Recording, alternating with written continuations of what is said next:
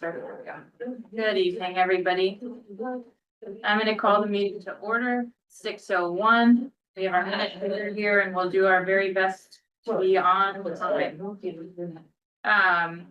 The first thing we have is public comment, so I'll open the floor for public comment. Is there a place to? Yeah, just come on up and then just tell us your name and where you're from. Fine, wherever you're comfy. Hi, my name is Tom Payer. I'm sorry, I didn't hear your last name. Tom Payer, Payeur. Ayeur. Yes. Good evening, everybody. So as I said, my name is Tom Payer. I'm here with my wife, Libby, and our two future Robinson attendees, Henri and George. I'd like to introduce myself. I'm a resident of Starksboro. I'm a 14-year educator. I worked for 10 years at Winooski High School. We currently work at the Center for Technology in Essex as a math teacher. I'm the 2019 Vermont State Teacher of the Year, and I'm a member of the Commission for Public School Employee Health Benefits, the group that determines eligibility and cost-sharing rates for all schools in Vermont. I want to thank you for your time and dedication to providing the students of our district the best possible education we can. This work is difficult. It requires asking tough questions out in the open and deliberate, thoughtful discourse. But as we approach the final act of your most recent foray into cost savings, I insist that you step away from the spreadsheets and acknowledge what is at stake. First and foremost, schools are not businesses. Whereas a company can cut costs to boost shareholder returns, eliminating entire schools will only degrade community connection, pride, and resilience. Whereas a company can pivot to expand when times are good, once a school is closed, there's essentially zero chance it will ever come back. Robinson Elementary is a vital part of Starksboro and the experience of our children. As an educator, I studied the way children should grow up in ever-expanding circles of place and being. First home, then neighborhood, then town, and so on. A concentric pattern of place that helps them define who they are and who they want to be. Closing Starksboro Elementary is not in line with developmental theory. It does not and does a disservice to idea. More importantly, Robinson excels at reaching our elementary age children. In what ways is it responsible for this district to eliminate a school that has succeeded? Why are we not encouraging other schools in the district to learn from what works? Closing Robinson and disseminating its expertise across the district will not support growth, but rather dilute the excellence and experience. I have firsthand knowledge of this, having been a part of educational reconfigurations in the past. We will lose culture, climate, and purpose in the compromises that will have to be made among shuffled staff and students. Starksboro does not want to lose Robinson. The district should not want to lose Robinson. I'll leave you with three things that you can do, truly, honestly addressing rising educational costs. We're all in this together.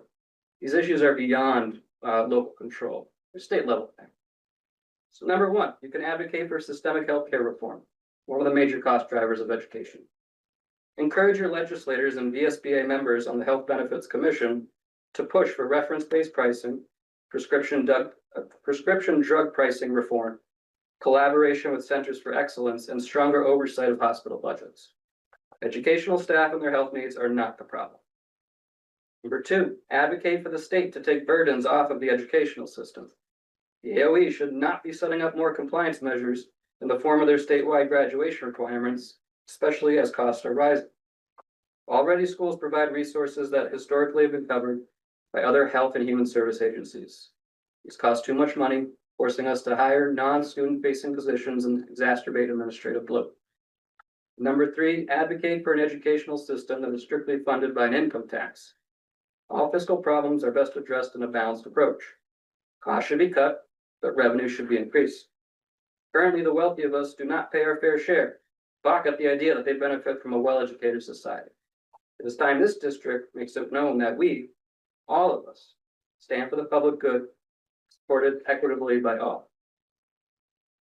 Very impressed with the resumes that I read this evening when I was looking at bios on the website. Everybody here is really engaged in education some way or another.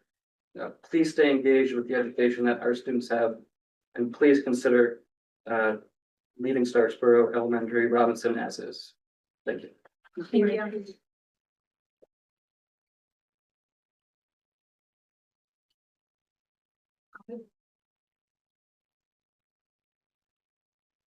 I'm Deb Mager Rickner. I've been the visual arts teacher, Bristol Elementary School since the 1991-92 year. I've taught close to here probably. During that time, I also taught visual art at Mountain Central School for 10 years and at Lincoln Community School for 2 different periods of time for a total of 3.5 years. Unlike the rest of the specialist roles at Bristol Elementary, my position has never been full-time. It has fluctuated between 3 and 4 days and has been 3.5 days, 0.7 FTE for many years now. I spend an average of 4 to 6 plus extra hours at school a week. And there are many times that I am at school on my day off. BES is the largest elementary school in the district, and my position should have been full-time from the start. And now the district plans to decrease this position to 2.5 days. BES has about 250 students, which is at least double the amount of students than any other elementary school in the district, but its FTE will now be dropped to nearly almost the same as Moncton and Robinson. This is clearly not equitable. I hope I am preaching to the choir when I emphasize to the board that the arts should not be called specials. To begin with, they are core subject areas that support all other areas of learning, which can be taught with them and through them. The arts train the brain, encourage thinking outside the box, and allow students to strengthen their executive skills through safe risk-taking, decision-making, and expression. I was prepared to speak to the board this spring to advocate for not cutting the FTE at BES next year for the sake of my students and the person who is going to be teaching them art. But I was shocked to find out that my entire position was being eliminated through attrition, and a current high school teacher was going to have to divide their time between both the high school and BES. Imagine having to possibly plan and teach AP art to high school seniors and elementary kindergartners all in one day. This decision creates an incredible disservice to everyone involved. The BES students, the high school and middle school students, and the teacher who will be stretched way too thin trying to reach them all, as he or she attempts to handle the planning of a huge range of projects, materials, supplies, organization, displays, grades, and classroom management, as well as putting together artwork for the Fine Arts Festival, which takes a huge effort to put together and is a very necessary event that we do not want to lose. Not to mention how teaching in 2 schools means 2 schedules, 2 groups of colleagues, 2 administrations, and 2 different budgets. Believe me, I'm well aware of that. I taught at 3 schools when I started. It was interesting. I also had 700 students a week. I was crazy. I was 26 years old. And I didn't have kids yet. I am aware that the board has asked the administration to maintain the status quo, no reduction in services when it comes to what is offered to all MAUSD students. Cutting a day from the BES arts program will result in a reduction of services to BES students. There is no other way to see this. This is a fact. You cannot reduce services and also say that things are remaining the same. Attrition should not be used in a situation where there is only one person to offer particular services. Beeman needs to have a visual arts program. That teacher should be replaced, but it should not affect the BES arts program schedule in any way. I'm asking the board to please maintain the future BES visual arts schedule at 0.70 FTE for the sake of the BES students, as well as whoever is lucky enough to teach them next year. And I'm also asking the board to not allow my position to be attritioned.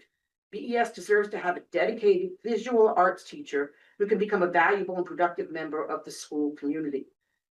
And the high school and middle school deserve to maintain and strengthen their arts program without having a colleague trying to divide their time between 2 schools and 12 grades. I know that the board is not allowed to respond to anything that I have just expressed, but I'm still hoping, because I was really hoping to be put on the agenda for this meeting, that the board will agree to put my concerns on a future agenda to address these concerns or discuss it. Please talk about this. I look forward to being part of that conversation. And this is pretty obviously a real hit on Bristol Elementary School. You all know what happens over there and what it takes. And I really hope we really discuss this. And as you can see, I've been there all afternoon sealing paper mache fish. So, you know, please take this into consideration. Thank you.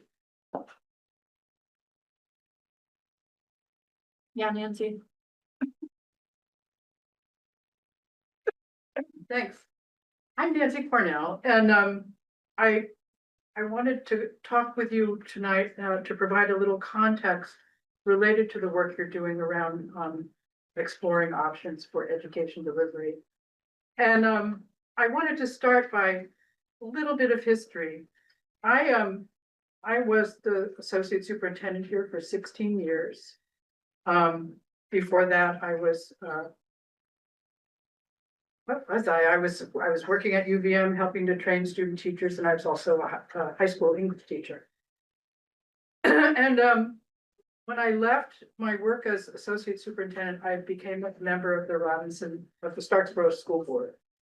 And just after that, we had a superintendent who decided that looking at the Act 46 opportunities, especially along the lines of the offering of tax rebates, few cents a year, moving down like 4 cents, 3 cents, 2 cents. I think that's how it went. He decided that we should embark on an Act 46 study committee to explore whether our district, which at that time was Addison Northeast, would and at that time there was a school board for every school, and then each school board put forward members to be part of a supervisory union board. So we were a supervisory union with each school district, having each school district. So we formed an Act 46 study committee, and I was representing Starksboro on that committee. We had members from each of the 5 towns. There were 5 towns at that point. We have 14 members, and we also had the superintendent. And actually, we started with an interim superintendent, and then we hired Patrick, and he became part of the Act 46 study committee. Katrina was a part of that. The current business manager was the part of that. And we also had a facilitator and legal counsel in the form of Steve Stitzel. So we met for many times. I didn't even try to count, Patrick. But what struck me was that this bit of history might be useful to you, because the only people who are here who were part of that committee are Katrina and Patrick and Herb, who I think is on his way here in a car, and me. But we had people from every town on that committee. So we worked very hard. It was very tough work. We didn't always agree. But in the end, we put together a report, and the report included articles of agreement.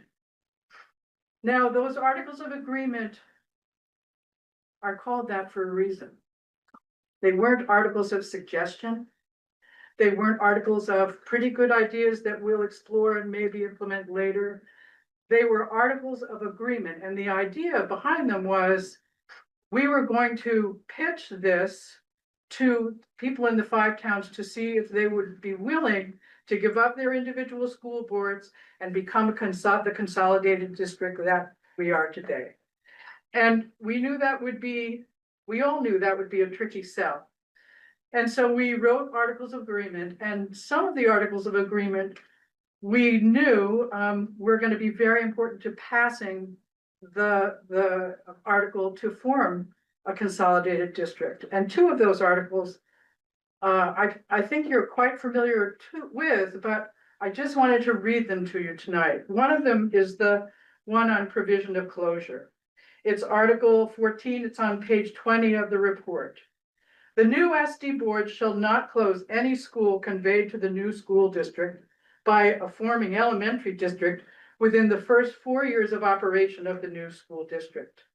After 4 years of operation, the new school district may close a school conveyed to the new school district by a forming elementary district upon affirmative votes of the new school district board of directors, that's you, and the voters voting by Australian ballot of the member town in which the school is located. I think you're probably pretty familiar with that article, but there's also another article that's, I think, quite pertinent to the work you've been doing around the options you're looking at, and it's this one. This is Article 16 on page 21 of the report. The new school district board shall support and continue the elementary education of students at the school located in the town where they reside, unless such school is closed as provided above. The board may adopt policies to allow attendance of elementary school students at elementary schools within the new school district other than the school in the town where the student resides, when such is appropriate to address unique needs of particular students. Public high school choice under 16 VSA 822 is available to students eligible for enrollment in the high school operated by the new school district. That's the high school choice statute. So I just wanted to underscore that these articles, again, they weren't articles of suggestion. This is essentially a legal contract. It was a promise, an agreement between the new school district, if it was going to pass, and the people who voted for it to pass. And I can tell you that probably this never would have passed without both of those two articles. So I hope you will keep that in mind, because it is a legally binding contract, and it's also a matter of trust. Here's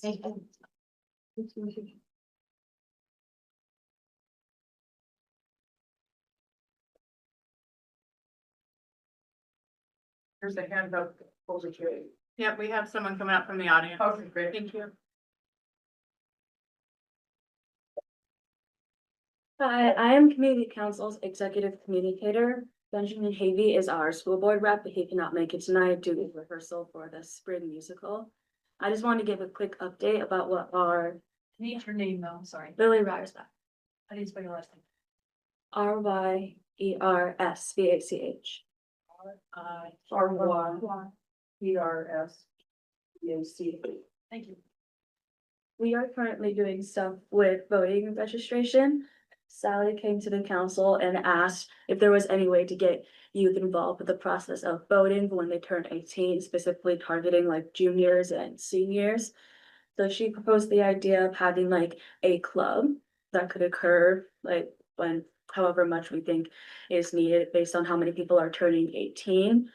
Basically just like helping them go through the process of registering to vote online and maybe getting like resources about like maybe just like local politics and national politics in general, which I think is very important for my generation to know since we're going to be the ones living through this and stuff like that. I've also been in contact with our Secretary of State, who will be coming down here this April before April break to talk about the voting process and why it's important. We're gonna have an assembly with the juniors and seniors. That's currently what we have been up to. Another thing that's separate from the voting registration, we've also been up to doing a project with all of the elementary schools. They will come here and we do some sort of project like painting a parking space or just getting like a tour of the school. We were thinking juniors and seniors could mentor that, just something to align like the fifth and sixth graders align with Mount Abe to see like what they're getting into and stuff like that. It's kind of my little update as far as meeting council goes. It's important work, Lily. Thank you for doing it. Of course.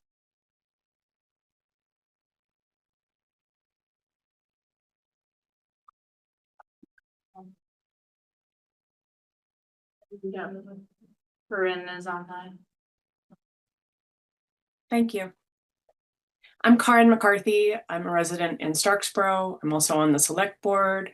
I'm grateful for the work that you're doing. I know these are hard conversations, and there's a lot on the table. There's a lot of interest. I am looking for clarity. I know that we've had some information sharing, but we are still looking for a clear timeline on action and what items would be potentially voted upon and what that schedule would be moving forward. That's information that I think is really important for community members to be aware of and for towns to be apprised of. So thank you, Meredith, for letting me know that you're working on it, but I do need to get that information. It's been 6 weeks and we're really looking more than 6 weeks. So we're really looking for that information as soon as possible. On a separate note, and it feels really uncomfortable to name, but I think it's really important to state that while voters in our towns approved the budget in Starksboro, we received a lot of feedback expressing disapproval of the administration's performance and salary and benefits. And recognizing what you have on the agenda for executive session, which I would imagine would include some of that conversation, I think it's really important to raise the question of why we're talking about closing schools or reducing positions while administrators benefit significantly. And why should students, communities, and support staff be the first to sacrifice?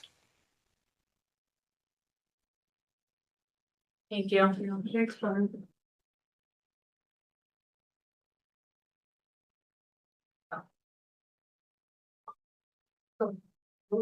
Okay, well, I've said this before, but I think long before you look at closing any schools, you should be Sorry. looking at You moving. wanna just state your name for the Oh, record? Jeffrey Dunham, Thank I'm you. from Starksboro. I'm one of many here who were at our recent town meeting where we unanimously voted to explore options. Should, you elect to try to close our school. An option for leaving the district if we could manage to do that. So we're pretty serious about it. But before you should be looking at closing any school, I think my previous suggestion was months ago ought to be really take a hard look at moving the superintendent's office to the empty classroom space here with trying to do minimum renovations. Just, occupy the classrooms with some book petitions, and stop renting that building. And then look at the staff. I'm talking about the superintendent staff, and there may be overlaps with what happens at the high school. So there could be some, some reduction in staff where there's duplications of effort, receptionists, that kind of thing. So, that's basically my point. I think, I've seen, no thanks to me, I've seen similar comments recently on Front Porch Forum. People in town wondering why are we, people looking at closing the school when there's such obvious low hanging fruit, of using unoccupied space and not renting space. Why aren't we doing that? Thank you.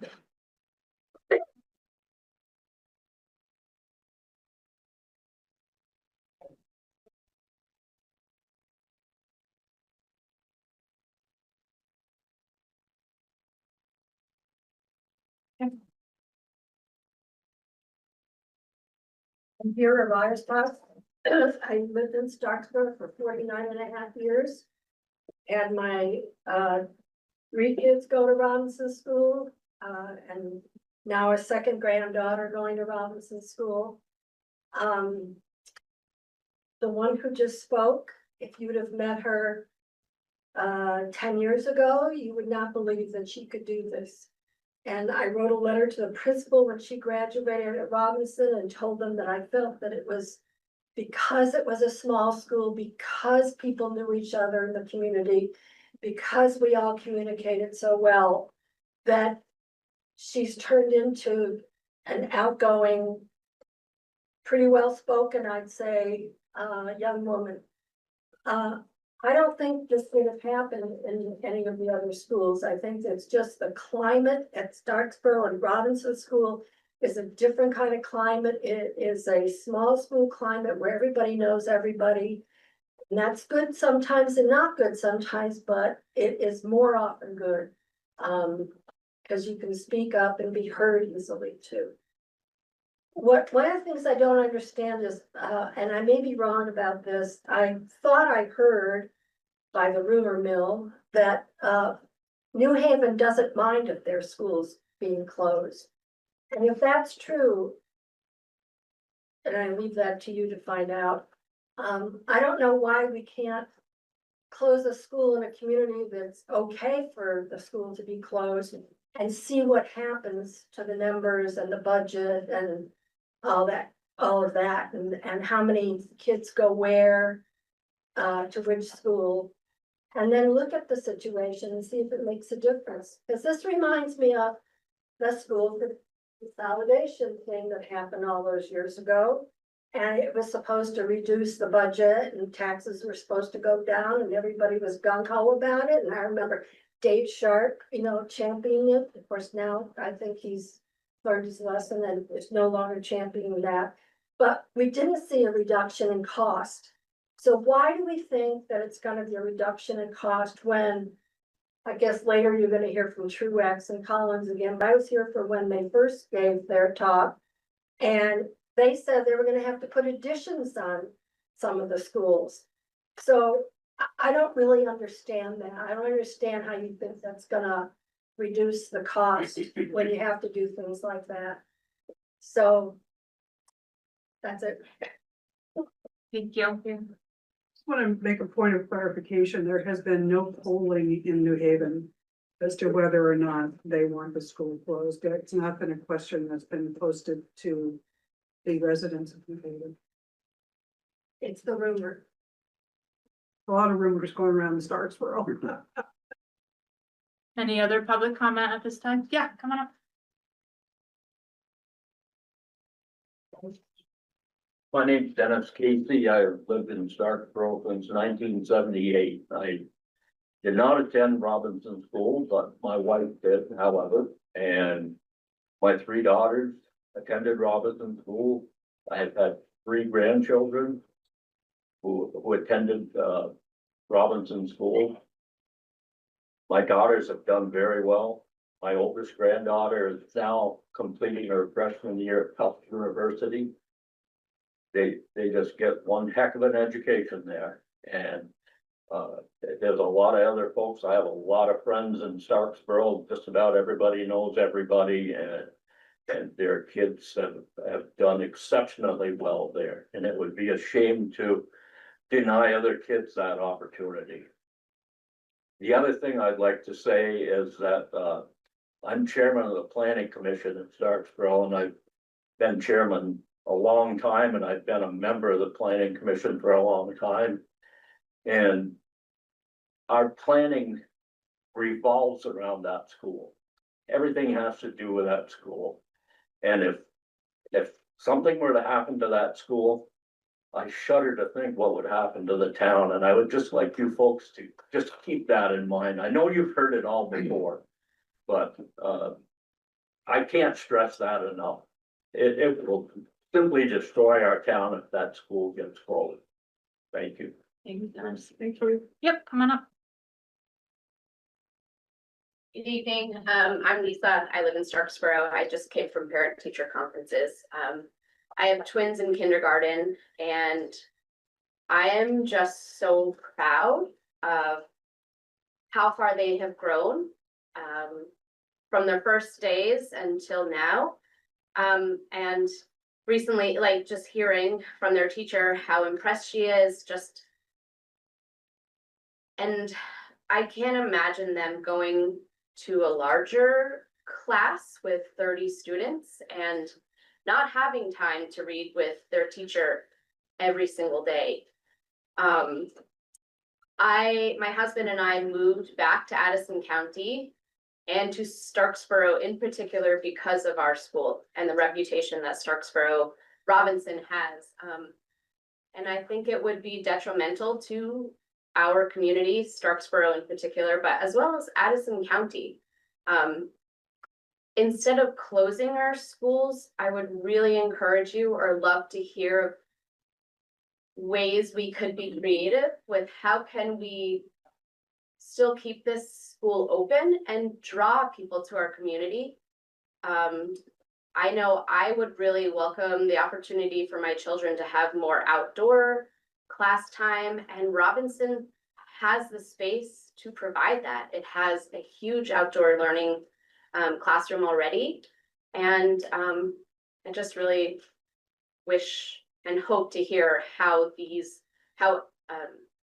thinking outside of the box or outside of just closing schools, how we could incorporate these additional ideas creatively to keep this gem open. Thanks. Thank you.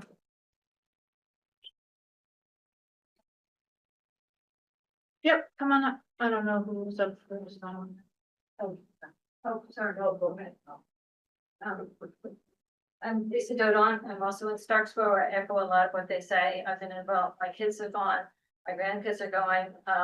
I've been a volunteer in school for, ever since my kids have been, little mentoring for Winds. I want, I dread what would happen to that program, that nature program, if it was no longer, Robinson was no longer there. It's an excellent opportunity for the kids. I'm part of a READ committee, that does things in the school. That committee would go away. There are, one of the things we do is a baby brunch. There were 24 kids born this year in Starksboro. Last year was a small group, but this year was 24 kids. So that's coming up, a large, that's coming up a class worth. So, you're talking about population going down. This is an example of population going up. So. Thank you.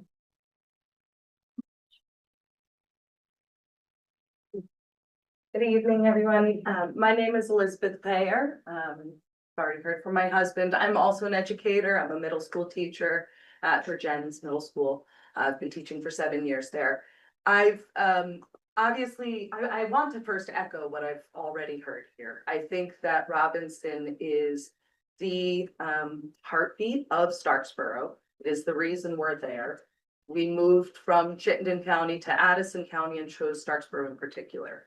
We knew we liked to be somewhere rural. We also wanted a community. And we have found that here, there, and I'd like to maintain that for my children. They have their best friends. We are making friends. I don't know that that would happen without that heartbeat. I also, as an educator in Virgins, have witnessed what the closing of a small school does. We're doing well. Our middle school is fine. We're very happy there. However, I also see the difference between the students that come from our Virgins Elementary and those that come from Ferrisburg, which is much smaller. And I've been there since Addison was closed recently. And it's heartbreaking. You know that. It's truly heartbreaking for the children. They know it, or their families. And you see the difference in what a small school does to the empowerment of our youth and our future community members. And I think that it is in our imperative to maintain that for our future and for Starksboro and Addison County, as others have mentioned. Thank you for your time and your service, for considering our ideas. Thank you, Elizabeth. Okay, I'm gonna close public comment for now, so we can move into the rest of our agenda, but we do have another public comment later. First is an action item to approve the agenda. So can I get a motion to open that, please? Meredith first. Melissa second. Herb, did you still want to add your update? If you have maybe a little time, I saw that Patrick distributed something. Things, if you want a short period, is that okay? I'm fine with whatever you Okay. want to do. You just have to add it today, so I wanted to check in with you. No, You still want to- I just wanted to report to everybody that this is probably the week when a lot of decisions are made over there. Things seem to be shifting a little bit. Up until sort of a week ago, the House, at least the House, was pretty firmly, into trying to consolidate things into larger supervisory districts. The tone seems to have changed a little bit towards looking at shared services area. That's something we've talked about before. A lot of people are getting on board that as a means, as a means to try to save costs and therefore taxes, so that's going on. There are other issues going on, but I think that's probably the main. Okay, thank you. Thank you, sir. All those in favor of approving the agenda, please say aye. Any opposed? Any abstentions? Okay. Next, we have an executive session under T1 VSA 313A3, which is the appointment or evaluation of a public officer. Please get a motion to enter. Justin first, Second. Kathy second, any discussion? All those in favor of entering executive session at 6:36, please say aye. Aye. Any Aye. opposed? Abstentions. Okay. All right, I'm going to, we will move into the campfire room. Good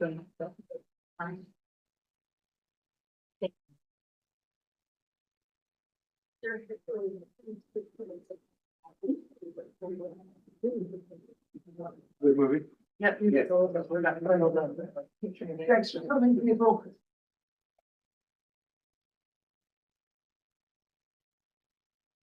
So we had an individual arrive who would like to make a public comment. So if people are okay, I'm gonna give them the space to do that now, so they don't have to wait through the whole meeting. Yep. Okay. Come on up. Excuse me, there may have been another person here who has some on the screen. I'm not sure if she's still here, but Okay. here person. I would just like to say, Could you just start with your name and where you're yeah, from? it's Bonnie Burnett, Thank you. and I'm from Starksboro. Thank you. Just moved into town, but my daughter has lived here for the last 3 years, and my 2 younger grandchildren go to Robinson Elementary. Growing up in Essex Junction, my parents moved to Milton. My daughter grew up in Colchester with big classrooms. She got lost in the cracks with learning disabilities. I have a real big concern with bigger classrooms versus the smaller classrooms. My oldest grandson, same thing, grew up South Burlington, started in South Burlington, fell through the cracks, ended up being a dropout from Mount Abe at 10th grade.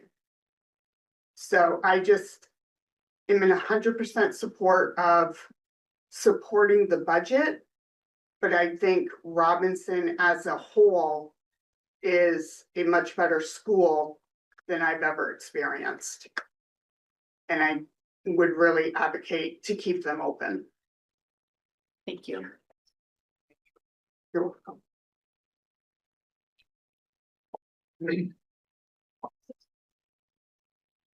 Hi, my name is Brittany Peduzzi and I'm from Starksboro as well.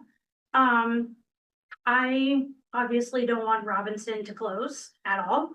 And I, from a different perspective of begging you guys to not close it, want to know what the issue, like what's going on with closing Beaman. And if like we're on a path to close Beaman and Robinson, or are we just focusing on Robinson?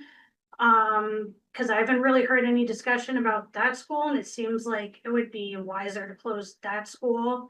Maybe move those kids to Robinson and keep it open.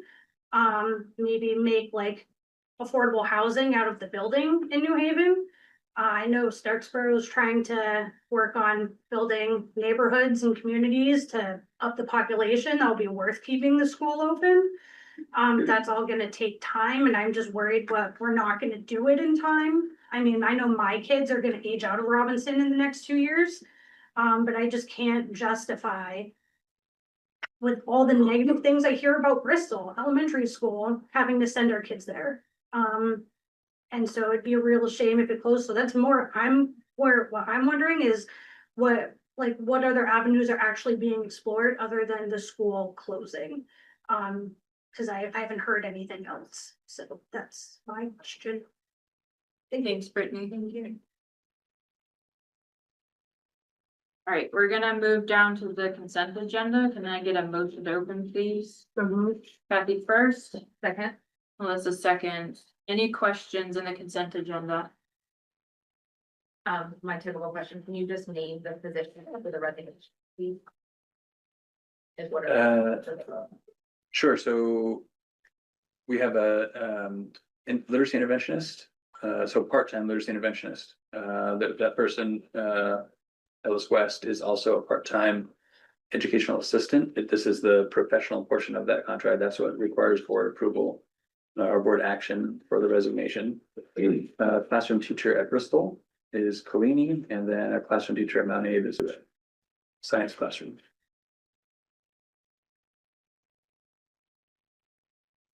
And then literacy interventionist as well in West.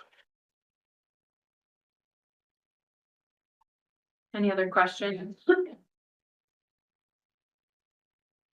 So with these resignations, can we put together more time for the visual art instruction? Was there a way to do that? So I'm happy to have that conversation about all, because there's a lot more to that conversation. I don't know if we want to get into that tonight. I'm happy to have that conversation. I'd like to hear it about the members of the board. You wanna do that now or when we get into other parts? Now would feel better to you, just to answer that question. Is there a way to be? And how to do that briefly, so. Couple of different pieces, so 0.5 is, so per our staffing rules, 0.5 is what's needed at Bristol to provide. All of the classes at Bristol with art instruction, which is the same level, same amount of instructional time as other special areas, so 0.5 provides Bristol with what it needs to continue with the same level of art instruction that they've had. So that's the shift of 0.7 to 0.5 at Bristol. We are taking advantage of attrition as we have over the last several years. And so the reduction of 0.5, that makes up the other portion of the 0.7. So 0.2 of the 0.7 FTE that we're taking advantage of is from Bristol. 0.5 comes from Mount Abe. Again, we can reduce that 0.5 from Mount Abe, not change the art programming at Mount Abe. And that actually helps. We do provide fewer sections. So instead of 3 sections of something, there might be 2 sections of something, but that something is still offered. And that actually helps Mount Abe be in compliance with the new minimum average class size law that takes effect July 1st, 2026. We're struggling in multiple departments at Mount Abe to continue to offer the programming that we do and meet that minimum class size requirement law. So this is a way to take advantage of attrition, get closer to, more work to do, but get closer to being compliant with that law and meet the needs of the art instruction at Bristol.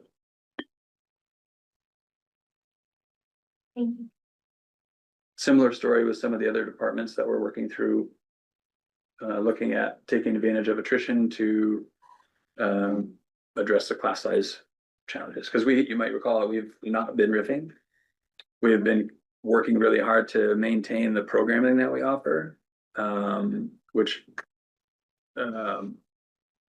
we will continue to be able to do for a little while longer. But we're getting very close to the point where to be compliant with law, with the number of students that we have, we may not be able to continue to offer the same programming. I think we're good for next year. Harder to say with as much confidence in the subsequent year, in particular, depending on what we end up doing in light of the financial circumstance that we're looking at facing for FY28 with that 1.3 million that we've used. Sorry, can you all speak up? You can also scooch if you'd like. Come on closer. You don't have to sit so far away.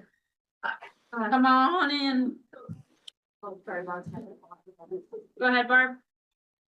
Hi, I guess I'm trying to run this through my brain. So I think I heard, and this is for Patrick, 0.5 is what's required by the state to fill the needs for art for the population of an elementary school, i.e. Bristol.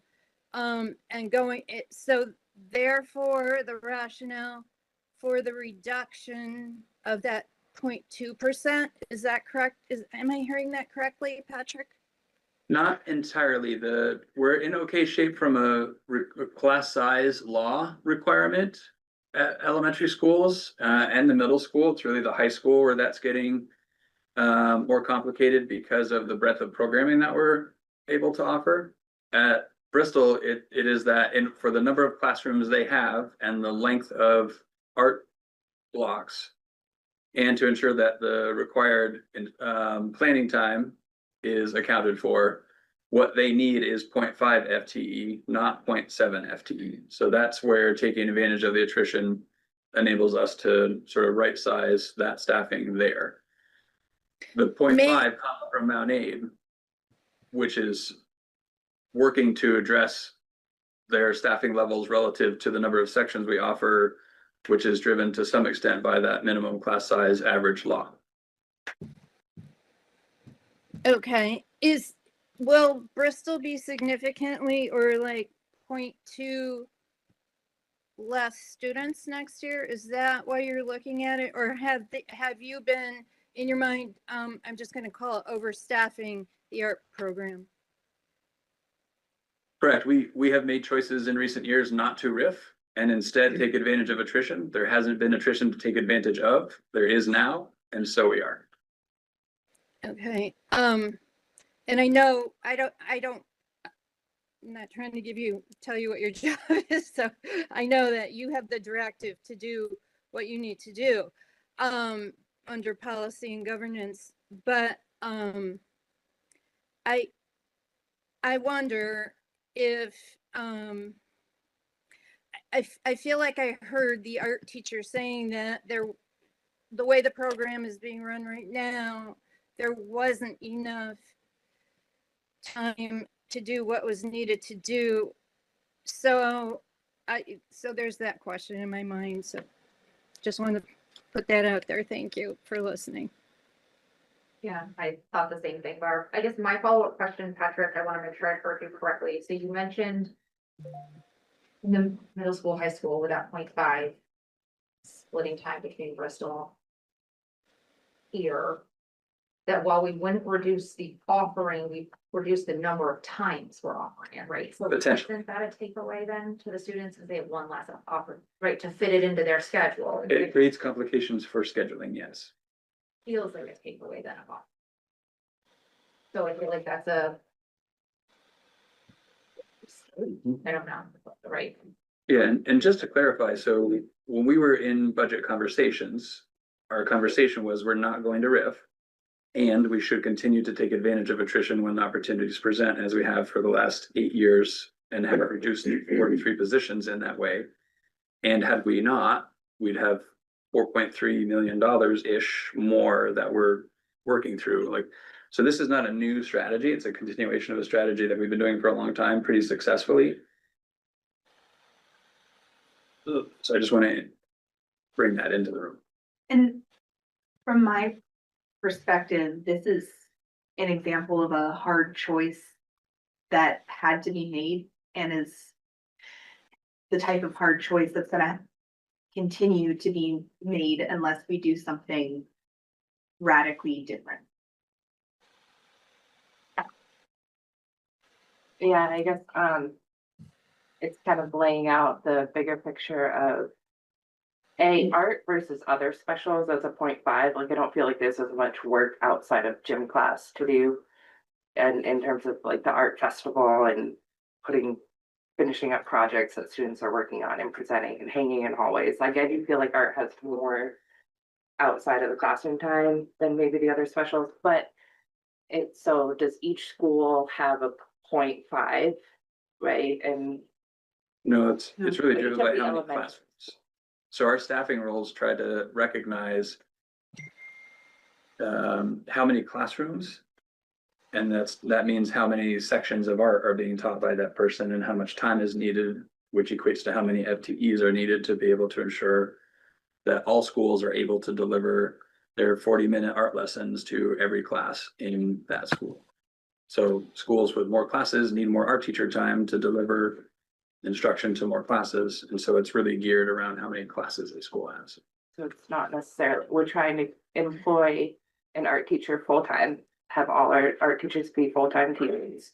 And then having to work across different schools rather than being in a single school if there were enough FTEs in one school for them to be able to be a full-time teacher in that one school. So that becomes the challenge, right? So none of our elementary schools need 1.0 art instruction to deliver art to the classes that they have. And so in small schools, you have sort of these options of do we make somebody whole 1.0 and they maybe teach in 3 schools, which is asking a lot. Or do you have multiple part-time people that maybe are only in one building, but they're not full-time? And it's a mix of both. Okay. We try not to have folks in 3 schools because that's tricky for them and it's tricky to schedule. But often in 2 schools. Maybe just for clarity for the community at large, in terms of just putting, like, being very direct about it. My sense right now is students in Bristol Elementary School go to art once a week and every class goes. And that will continue next year. Correct. And in terms of the options at the high school, I suppose, is it fair to say that even with this change, even if you took all the students enrolled across all of the sections right now, they'd be able to fit in the reduced sections that you're planning to offer next year?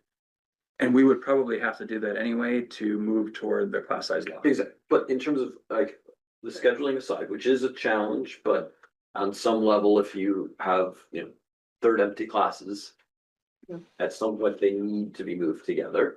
And so the argument would be that the current number of students enrolled would still be able to enroll in art next year, assuming they could work their schedule that way. And so this plays out in multiple departments, but we'll talk about it in the art department. So basically a 1.0 FTE has 12 sections a year they can teach, 6 per semester. That's a full-time teaching load. In art, and it is true in other departments as well, we have more sections available, given the staffing levels that we have, than we have sections we need, given the number of students who have expressed interest in taking art classes. So that leaves us with unassigned sections that we assign duties to teachers, that we find work for teachers to do for those unassigned sections. What we're looking at doing here is using some of that unassigned time to address the art need at Bristol because of taking advantage of that attrition. And those unassigned times now, like we might have, instead of running 2 classes of 20-ish, we might break that into 3 sections to reduce the class size, just because we had the FTEs to do that. Now that puts us up against the class size law, the portion of Act 73 that is minimum class size, which says in high school, your average minimum class size must be 18. In particular, in the department, and this is all categorized by the AOE, the department that we're talking about here is art and music. Mount Abe has a below minimum law enrollment in that department. So this helps address that rather than sort of creating unassigned sections for teachers. It fills a need elsewhere in a more sort of economical way that doesn't riff. You might recall when we have talked about riffs, art has been an area we've looked at riffing for all the reasons we're talking about. That was an area where we could reduce staff and continue to provide the programming that we do. This isn't a riff, but it's taking advantage of the attrition that has presented in a way that keeps everyone else employed and maybe avoids needing a riff in that department in the future. Or at least less riffing if we get to that point. We're not engaging like that right now, sorry. Any other thoughts? Just briefly, the minimum class size provision in the legislation passed this year. I think we're seeing right tonight with this kind of discussion why it is sounded like a good idea at the time, but very difficult to implement and doesn't give the flexibility to the school to try to manage to their budget, much less their educational needs.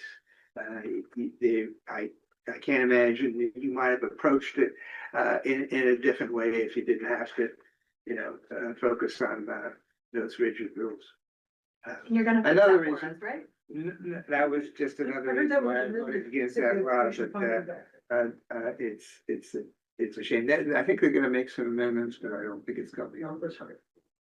Yeah, I haven't heard anything when touching the class size language. Yeah, they make it suggestions. Also was done. Barb? Yeah, respectfully, and I don't want to put anybody on the spot, but I'm gonna kind of forge ahead here. I feel like we have 2 issues with the art. One with and I hear what you're saying with the high school and how we have those minimum requirements. But I was wondering at the elementary school, Patrick, just for us, if you could clarify how many art classes per day Deb has now, or the teacher that's working now, which is Deb, and what that would look like per day with is it 0.1 reduction? What would that look like next year? I don't have Would that master schedule in front of me, so I'd only be able to talk sort of big picture. I think Okay. there are 14 classrooms at Bristol. So you're looking at, you know, 4 or 5 a day. Effectively. Pre-K goes in too, maybe. Pre-K goes in some. I don't think it's as consistent a schedule as K6, but there's some access for pre-K as well. So would that like be shorter classes and more within 2.5 days? What would that look like? What are you envisioning? It would look just as it does now. So all of our schools have the same length of art classes and PE classes, et cetera. So that wouldn't change. Okay. I appreciate your answering. Thank you so much.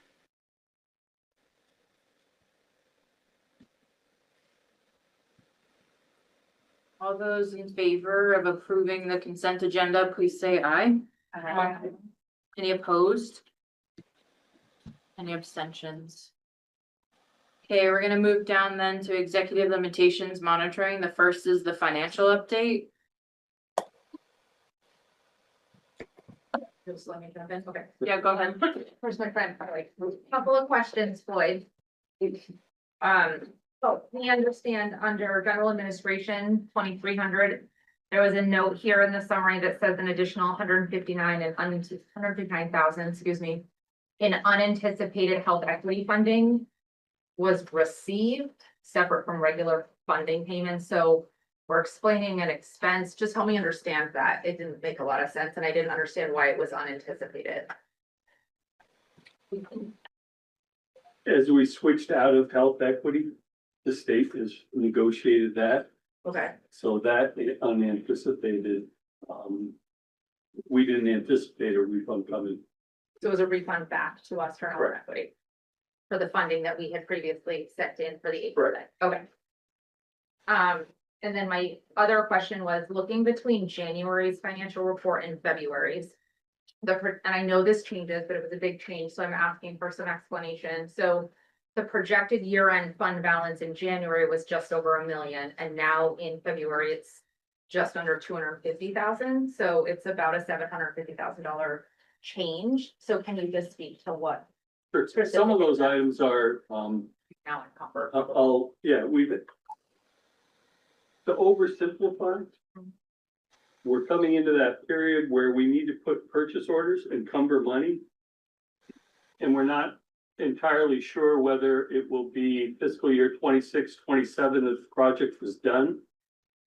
So some of those items have been encumbered and will come back out in the next couple of months as we're able to clarify what year we're gonna actually spend that in. An example would be the fitness center and the HVAC piece of that for $350,000. In order to move that forward to get bidding correct, we need to make sure that we've got money set aside for it. But in all likelihood, it's not coming in until mid-July. Okay, so I'm just flipping back and forth. So is it fair to say that a lot of that encumbered expenses in the facilities building space? It is. Okay. And there's some of it in the special ed line is certainly expanded. And we're currently trying to scrub, we are scrubbing, coming into the end of the year with extraordinary income that comes against, when you exceed certain thresholds, our revenue is going to increase based on how much we spend. So a dollar that goes out, 95 cents is coming back. Well, we can't book that income until we get clarity whether or not the state's going to actually approve it.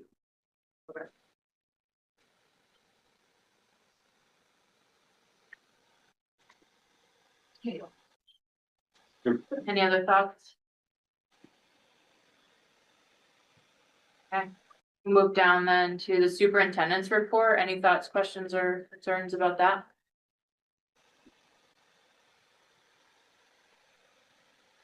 Always grateful for it, it's always helpful.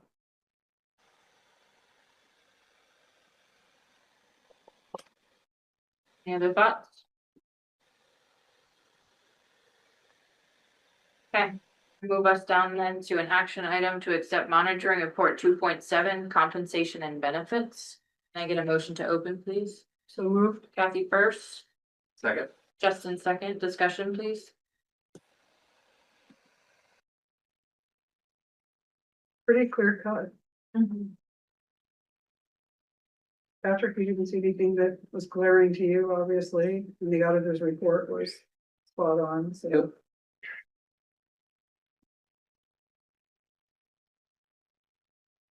This is one of the more straightforward monetary reports.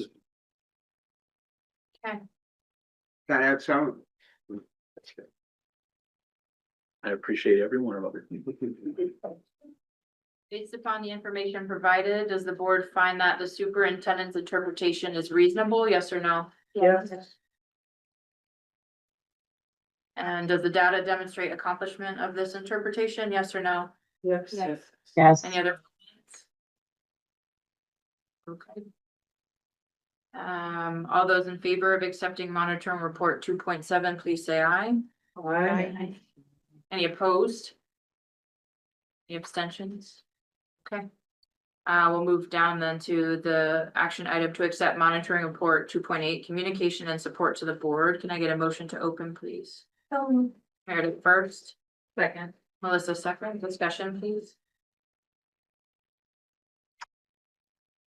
Discussion? Yep. Yeah, so, I looked at the report, this is a less routine, monitoring report. And I was trying to think, about some of the issues that we've had over the past year around, information and exchange. And, in particular, we had an issue, I think, August and September around, some members trying to get some information, and we were directed to, have meetings with Floyd, superintendent. And it didn't end up in a great place, in my opinion. And, we had, some people had expectations, other people had, I think the administration had different expectations. And it got to be very time consuming and or contentious. And I was thinking about why that happened. And I think one of the reasons why it happened in looking over this monitoring report, isn't so much that people haven't been following the policy. It's that we don't really have a very good, clear policy, at least that I'm aware of, that governs that kind of an issue. You have a controversial issue, closing schools, and you have members who are looking for some information, especially around alternatives. And it just seemed to me that we didn't have a good policy or procedure for how to guide that. And I think we ended up getting mixed messages, and unhappy customers or whatever, probably on all sides. So I guess my thought is not that, I looked at the report, in terms of what the policy says and what is reported, I guess I don't have a whole lot of concern about that. But it does seem to me that we need to think about having a policy that's more clear about when board members, especially when there's controversial topics, and board members are interested in having information that's maybe a little different, than what's being received. How do they go about doing that? Because it would help, in my mind, it would help remove a lot of unnecessary friction. Thanks, Herb. I think one of the things that I was particularly concerned about when you look at making sure the board is aware of significant information, especially that's going to involve media coverage. Recently we had a situation with Beeman Elementary's Identity Week. and the whole issue surrounding, in particular, the drag queen story hour that got incredibly blown out of proportion.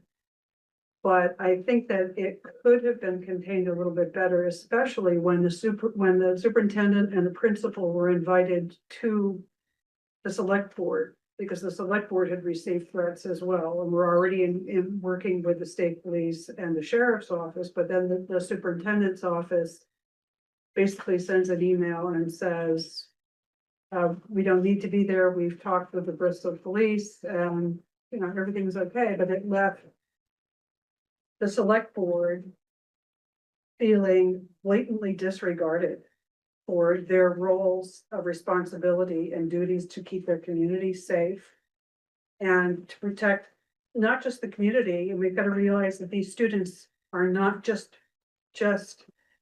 under the purview of MAUSD.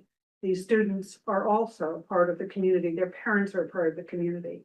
And the lack of communication that happened with parents regarding everything that was going on, and in particular, the lack of direct involvement, you know, picking up a phone and calling or showing up at a meeting that was requested by the superintendent or the principal or both attend, and to not come to me is a huge piece of miscommunication. And it's an opportunity that we really missed in being able to develop trust within our community and support for anything moving forward. I mean, if you can't trust the safety of your kids and you're not being communicated with, I mean, I was put in a position of trying to, as a board member, trying to explain curriculum, which I completely backed off from and said, this is not my purview.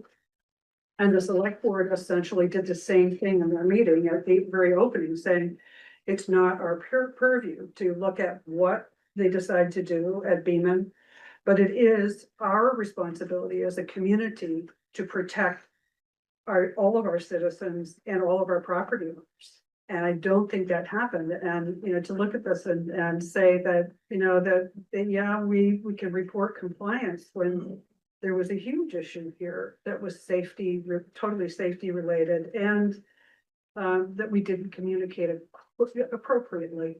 I think I couldn't vote for this as being evidence that the board was fully apprised of what was going on until we got the message that, oh, look, and now it's canceled.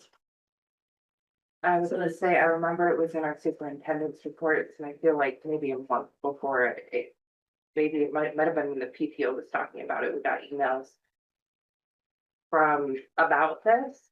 And so that maybe this is for us to like use the superintendent's reports and send them out, because I know we got communication, and it might have been from the principal, and I don't have any way to right, but it was a month or so before I heard anything else about all of the recent activities. So I don't know if we can find a way of community engagement to maybe our committee to focus in on like sharing out upcoming events somehow and kind of get even further ahead of, I don't know, we get a lot of information in those. And it's only one piece of 5 reports might be something that's really important to an individual family. But if we could find a way to intentionally just kind of put that out, maybe front porch forum or get those out. Well, I think one of the difficulties with that is putting it on front porch forum, as we saw about tonight's meeting, that we were all going to take a vote on what was going to happen to close schools. Well, that's not at all what was on the agenda. If you read the agenda, that's not at all what was said. Right. But the information that went around, especially on front porch forum in New Haven, and I'm sure the surrounding towns as well, about one element in a whole week's worth of identity inclusion. It wasn't adequate. And, you know, the community really feels it. And then I was thinking about Herb's point, and I think it's the one voice in the policy.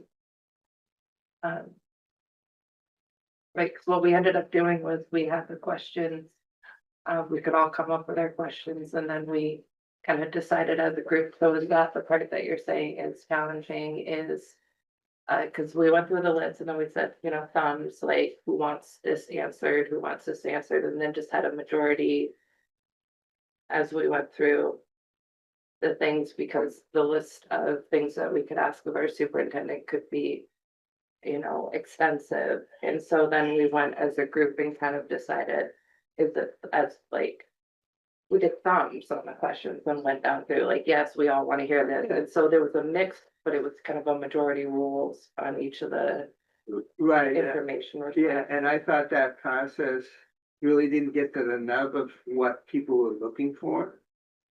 And it also made it pretty contentious. The format, I think, was pretty contentious. And my thinking is that So we're talking about right now the previous one, not the one we're currently on, right? We're talking about 2.8. Yeah, sorry. I just got. well, I was still on it myself. Yeah, So okay. you and I were both on We're it. still- Yeah. Why don't we circle back? Sure. Why don't we circle back to that? I think that's an important Sorry. conversation, but I do wanna stick to this. I think what I'm hearing is that if there's a way to use the communication resources we have to be more proactive in larger ways, that might have preempted some of what we experience. I think we've run into these situations before where we're sort of on our heels as a board of fielding some stuff that's pretty tough, and each time that happens, we learn and grow from that. This is one of those times, unfortunately, that we also have to learn and grow from that. I've already been talking with Patrick about ways we could change how we're communicating, and I'm gonna leave it up to his best judgment about if he and how he wants to do that. But thinking about what does that look like? I don't wanna call it this, but I am going to, like, low hanging fruit. What's the easiest to access so that we can make really good moves towards communicating in a way that feels like, okay, we get it, and we have the backs of people that we really wanna have the backs of. And one of those is when the select board calls, you go, or you pick up the phone and you talk to them. Don't send them an email. And this was a really serious issue that got pushed aside. So. But I want to just be clear personal- too, personal like- Connection is critical in this district. regarding that specific event. So in addition to the superintendent's report, you as a board received more than one, I don't remember if it was 2 or 3, communication from me about this event. And the principal shared multiple times with the school community about this event. So I want to be clear that there were multiple communications about this There were, but event. there was nothing you did about that. Nobody was aware of what the safety concerns were, the level of, and especially the board should have been made aware of the level of safety that surrounded this. I think we only became aware of that the day the select board was set. My thing is what I recall, is like I got an email too from the select board. That had the things that were being said online. So the quickness of the information being shared and then having a response that's a difficult place, but I don't disagree that somehow having a line of communication is really important. What that looks like and how that's done needs to be really honed in on. I don't disagree. In regards to this monitoring report, did you have a comment to add that would distinctly say what you've just said? Not without thinking about it for a minute. I'll give you a minute. Anyone else have any thoughts? I'm wondering if 0.4, let the board be unaware of any significant incident, still information it requires, including anticipated media coverage, threatened or pending loss in material and external changes. Right now, we're reporting compliance. Maybe if we change that from compliance to partial or non-compliance, Kathy. I would agree with that. Was this written pre? Monitoring report 2.8. Bullet. Board is 2 weeks. I remember exactly then, but it wasn't this week, it was. So this report wouldn't have captured that incident. Not to be a stickler. No, I'm gonna stickle. That's fine. Okay, so if we're gonna say that it would be on next year's, does that make sense? But I think, but Oh, it, because of the reporting period? Right. right, the reporting, Right. Yeah, because otherwise, I think Kathy's point is under subdivision 4. yeah. Right. I think we're all in agreement that that's where that might live, but the incident occurred after that, so. Is there a way that we can just make an addenda to this? That's up to Patrick. We would have to say that it has to be, and we did that once before. And that gets really tricky. But we could ask for him to do it again in X amount of time. And that would include this period that we're talking about. Yeah. And I hear your points about the relationship with the select board. And this policy is communication support to the board. Those are two different things, I think. Well, not really, because I was asked to attend a meeting and I wasn't aware of the level of safety, extreme level of safety either. I was asked as well, was not aware, was not able to attend. I was away. So Patrick needs to email us every time that there's a safe sign of the schools. well, they're threatening to shoot somebody in the face. I think that's pretty. I guess that could be the direction it goes, is that what you hear goes to those who are asked to go, so if they do go. Right? And I responded to, I think you were included in my response to the select board, which didn't get into the details of the threat, and. Yeah, I think that's, I mean, to Justin's point. Hard to know all the time, and to Aaron's point about how rapid the circumstances were evolving, and we needed to be thinking about a lot as threats continued. And the timing of the announcement and the board communication, like in that particular case, it was more important to get information out that we could no longer ensure safety and we don't compromise on safety. Which was asked to be directly sent to the board, so you got that at the same time. It was, you weren't getting that afterwards, right? The timing of that message felt important. I hear what you're saying. It's hard sometimes to know what do I need to alert the entire board to and what do I not. I think you received lots of communications from me as a heads up. This news article is going to be coming out, or I'm providing testimony on this, or I've been really trying to provide that. And I would hope that you would never have to make these decisions again. Yeah. You know, the reality of it is, we live in the time that we live in. And this is a really clear indicator that we need to be prepared for bigger things. Okay. And when it comes to safety, my priority will be to manage the safety over telling the board what's going on. That has to be a first priority. And that was kind of where my mind was in that particular case.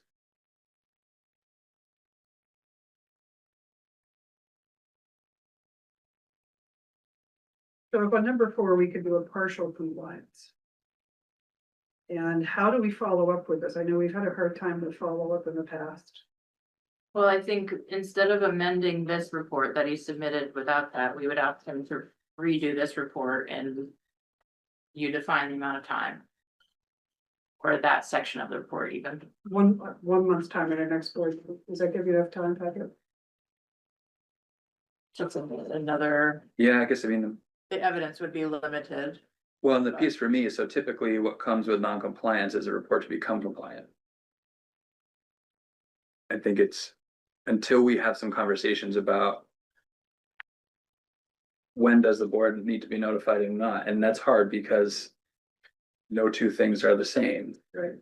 So when the inevitability is there's a judgment call on my part to notify and when and how. I'm struggling with what's the plan to become compliant if we report not compliant, I guess is what I'm saying. And that's something you can struggle with for the next month. So like a timeline for communication to the board in emergent situations. Yes.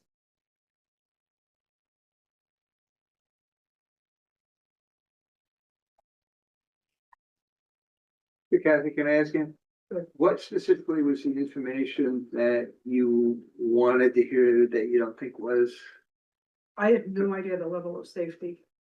So it's just a issues that they were safety facing. issue, not the larger issue? Larger issue was well communicated. Okay, If you chose to read what was already sent and what was truly published, it was well. so it communicated. was just the It was canceling. it was the overall safety issue that we had no idea that was the level of concern that needed to be addressed by law enforcement. And to me, that's pretty important. There were threats made. Are you aware of those? Okay. Yeah, I'm just trying to zero in on Where do we? what where we the, can- what the, Yeah, policy. what the alleged non-compliance is. So if you look at it, if you look at anticipated media coverage, threatened or pending lawsuits, and Yeah. material and internal and external channel. It could be threatened or pending loss. I don't know where. And again, this comes back to your point, Herb, that a lot Okay. of these are not clearly written to what the expectation should be. Yeah. And it gives a pretty broad brushstroke for any superintendent to interpret however they choose. And so you're saying there was a gap in time Mhm. between when something happened and when you were notified? Right. I see. We were notified. Yeah, yeah, I understand. We're all in this together.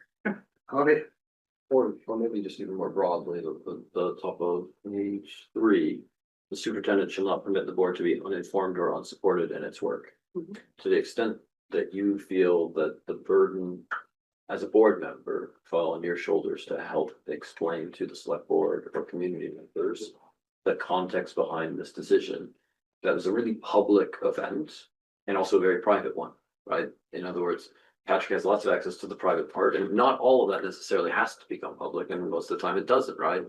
But to the extent that you needed additional information to Or be. we need it as a collective, you- because honestly, the input coming really into New Haven was not all from New Haven. It was from all over the state. I mean, basically, yeah, Exactly. So Country, in yeah. that sense, it was from all over the country, yeah. I think what I'm hearing is that you felt, and maybe more broad than we felt, right, that we didn't have the necessary information to actually fulfill our role as board members Correct. in terms of addressing community concerns over a really contentious and widespread issue, right? And Correct. I think this is what I'm You hearing. always So- say it so much better than I do.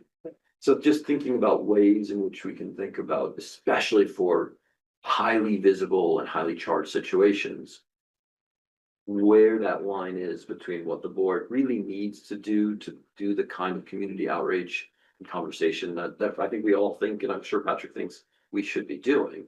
And also where the line is, where that's actually information that we don't necessarily need, because that's the stuff that goes on behind the scenes. And so just trying to think about what that balance is, and it sounds to me like we think that the balance wasn't quite right on this particular case. Though it's often, though it's been often that way in years past. For me, in terms of like the report, just to finish up there, like, I think the valuable part, almost first and foremost, of going through these monitor reports is actually this conversation. And some levels, whether you say partial compliance or compliance, I don't know if that actually matters, because we don't often have a really good, strong way to come back, as has been pointed out. But I think what hopefully matters is that by being able to articulate these concerns, that as you move forward and as we move forward, we see some common ground for how to best do that. I'm hoping that just the conversation itself is actually giving you some sense of what is or isn't, what information we think we might need that effectively do our job. I agree with that, and I think if you look over time, like each year it has gotten better, so I've been erring on the side of more communication. So it has helped, I agree. I also wonder a little bit as you're talking and fooling around with thinking about, yes, it's the superintendent's job to keep us informed, but at what cost to him or them if they're managing a pretty serious scenario. So thinking about the board chair as a liaison, right, in those situations might make it so it's the burden is shared. And so thinking about that situation, I very well could have called you, right? Like that could have been something I did. I don't think you need any more duties. No, but I there, do, right? no, but I do think like the the level of responsibility that comes at any one time for safety situations is high. And so thinking about how to use the board chair as a conduit for really important information so he can do what he needs to do, and then he can say, this is what your board needs to know, and then I do that. Or the board chair does that. So that might be worth thinking about as far as if we're thinking about a timeline or how emergent situations are communicated out. So would that mean that if the select board requested the presence of someone from the administration, we'd send the school board chair? That doesn't seem at all appropriate either, because you're not the keeper of all the details.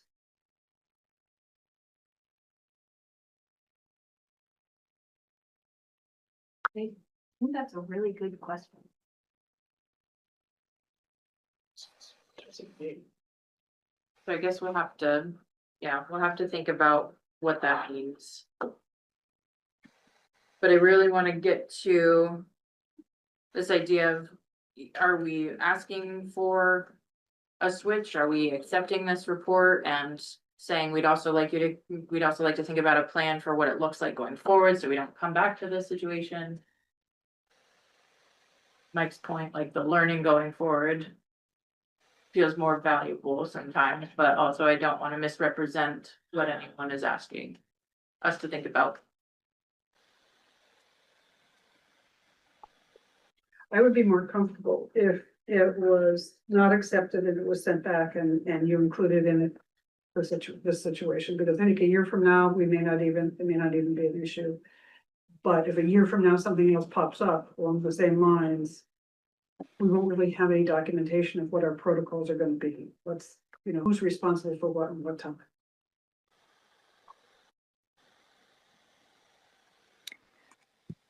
We don't have it recorded. We would accept this one because it's based on last year's monitor report. And then Aaron, didn't you submit a monitor report last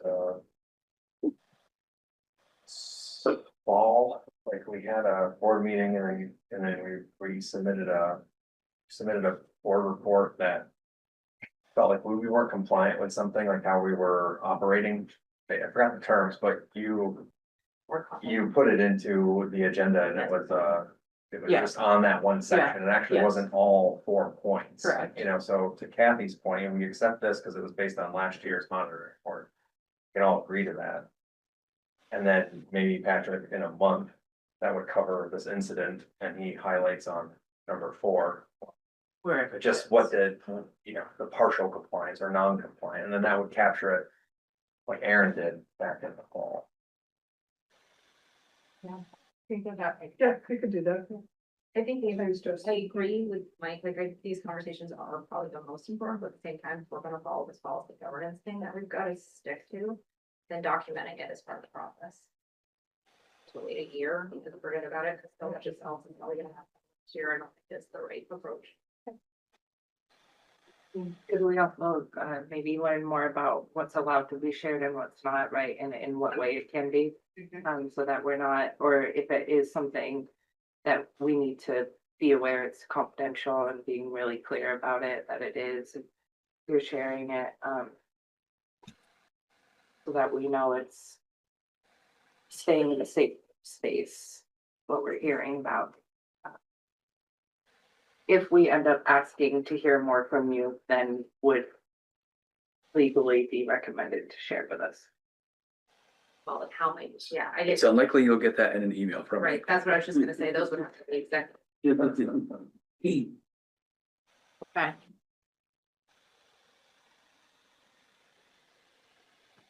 I'm just making that, sorry, return in April business meeting. And it would cover the period of March 18th to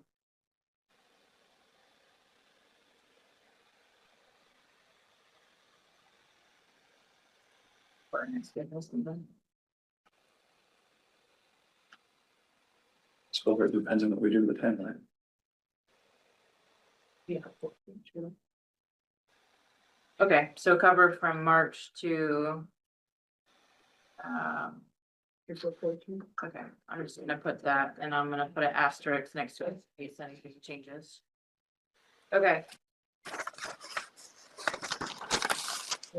Yep.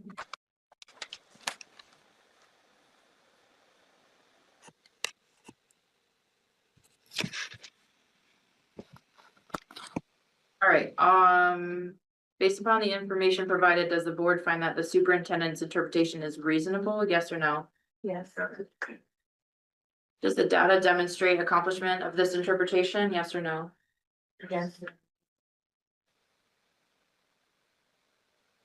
And I've captured our notes from what we just discussed. All those in favor of accepting monitoring report 2.8, please say aye. Aye. Any opposed? No. Any abstentions? Abstain. Thank you, Ern. Thank you, Kathy. The motion passes. Okay. We're gonna move down now to the board management and governance section, and the first is in monitoring report 3.3 delegation to the superintendent. Can I get a motion to open, please? So moved. Kathy first, Second. Meredith second, discussion, please.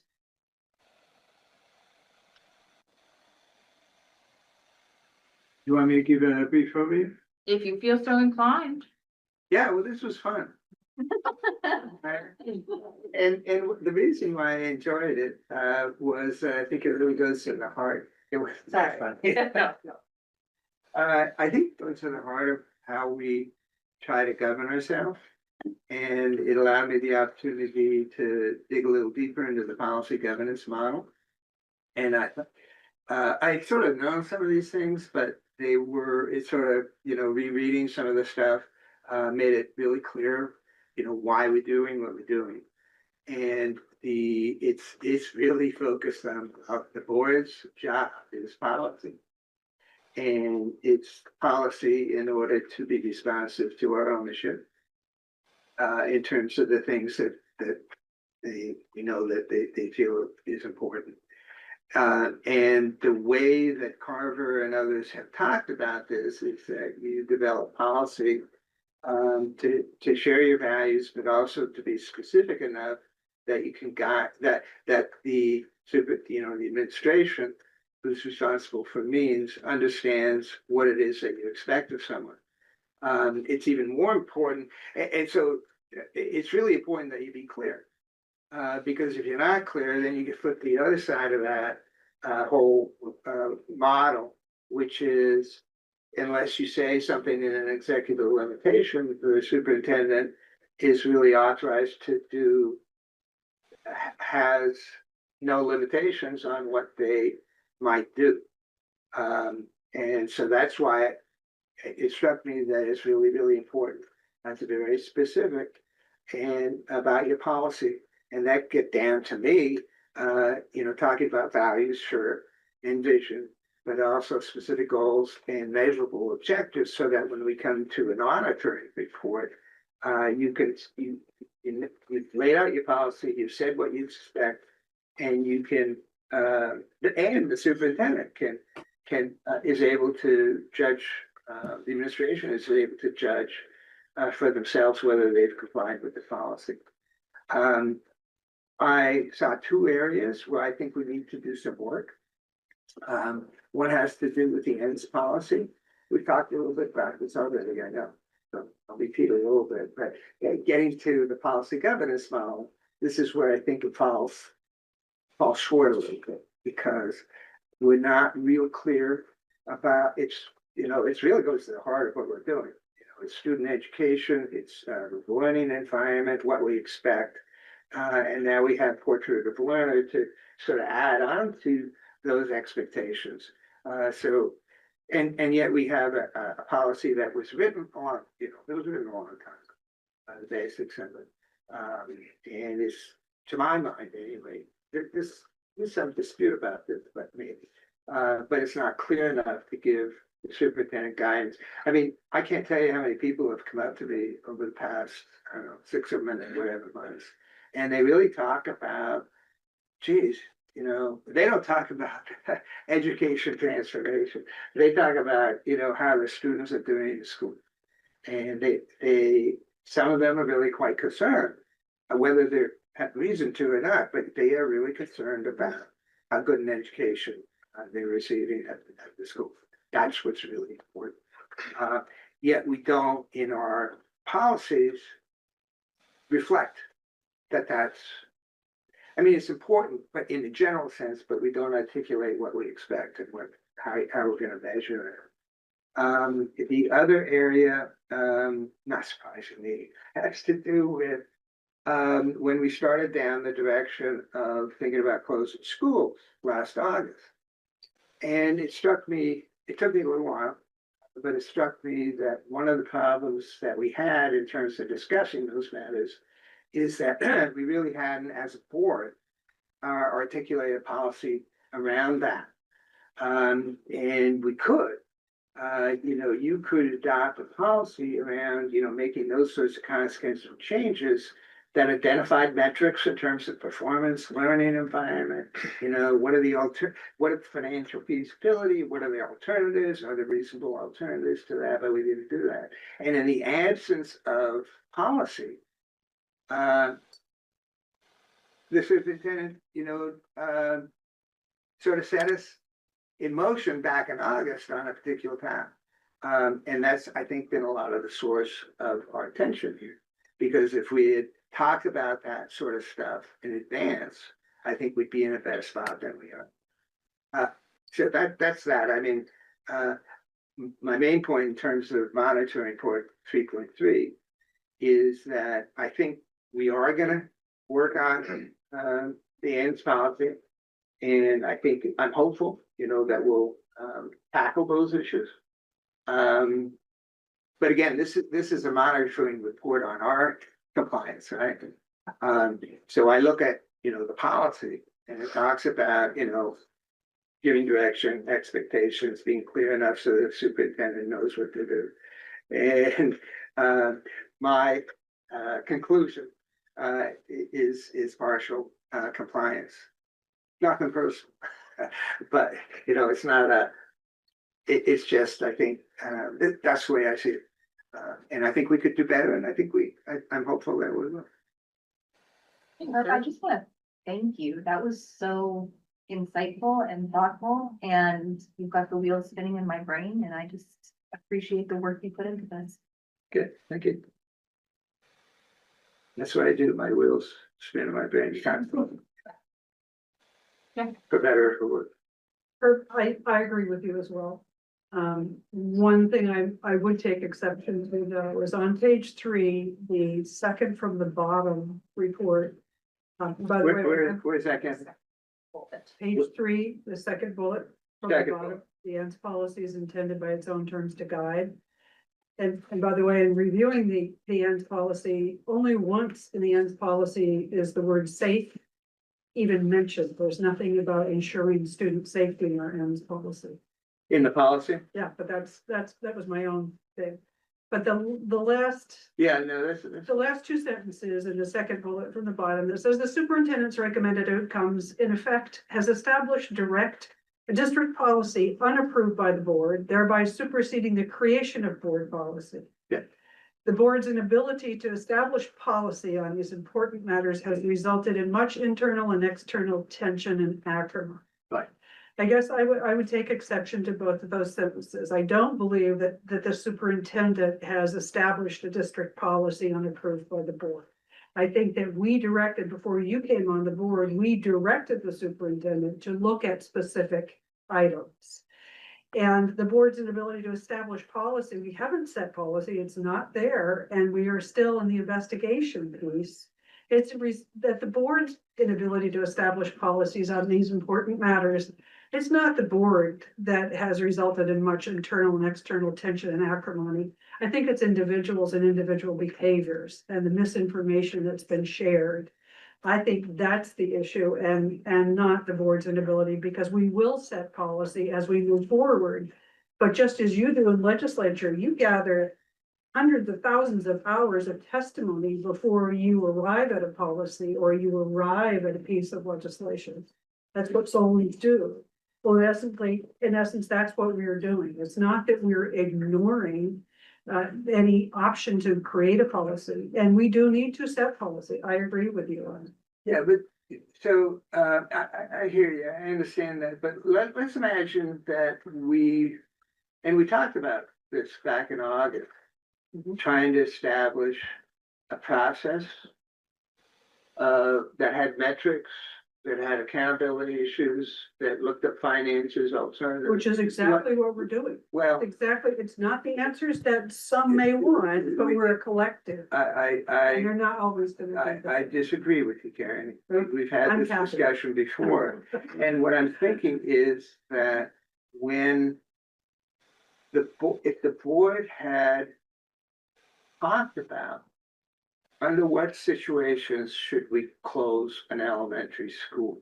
And if we had done that before the superintendent's presentation in August, I think we would have been in a lot better shape. You can definitely be informed as you do to your development of policy. And you can do that. That's like you say, that's what we do as legislators. But I'm just saying that should have happened before we started marching down the road. And I understand, Kathy, that you feel, or others feel, that you've given direction to this administration about what direction, you thought we should go in, but I would submit that that's not policy. Policy is when this board meets and sees something written out, and you approve it, or you amend it, or you don't approve it. And we did That's why not, we did not, thrilled you're on we did not, government. we did not do that. We are thrilled that you volunteered for that committee. That would be wonderful. Well, I'll try to help, but my point is that, I still feel that we could have used some real policy discussion before we started down this road. Which I think is a slightly different statement than the one that you made, basically, Well, in the what next to last bullet on that page. I agree. I agree that policy could have helped us. And also, I haven't seen any evidence that Patrick has created district policy unapproved by the board. I don't see that Patrick has created anything at all. Maybe that's a semantic thing. Yeah, I would agree that the administration hasn't said, okay, this is the policy on school closure. What I'm trying to get at is, if the board doesn't set policy on that, what's the superintendent supposed to do? I think that's a great point. So, he understandably is going to fill that gap. And that's, I don't think, a healthy situation for us to be in as a board. So just one thing, I want to get out of the idea that we're gonna create different policies to address the issues that we're talking about. Cause in the model we use, we're not in the business of creating policy. We are in the business of using policy, but not creating them. So we will take what VSBA has in terms of model policies and otherwise to help inform what we do. And we adopt the ones that are required, and we don't adopt the ones that are not required, just as how our board has functioned. And then if we needed to, what you're talking about is procedure.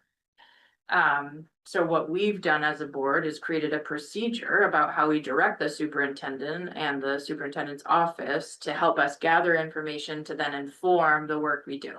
So before you joined the board, we actually did 2 years of that work. In looking at the options that were presented, Levinson and otherwise, through finance and facilities for community engagement. We did all the work with Up for Learning, which granted, we could have done for years and probably had a lot more information, right? And it's not as if we didn't do anything. And then so I'm just being, and then said, and hey, these are the 3 random ideas we have, and no one gets a say in any of it. So that's not where we've been, and that's not what we're doing. But I do think what you're talking about isn't policy. What you're talking about is procedures. And what's been really challenging about that is getting group consensus around the information we have currently, the information we'd like to have, and what that means for students at the end of the day. Right? And that's been a really tough place to be for a long time. Sure.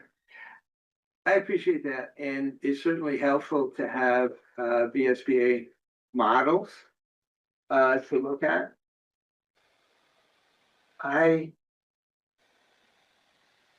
But those are their policies. Those are their recommended policies.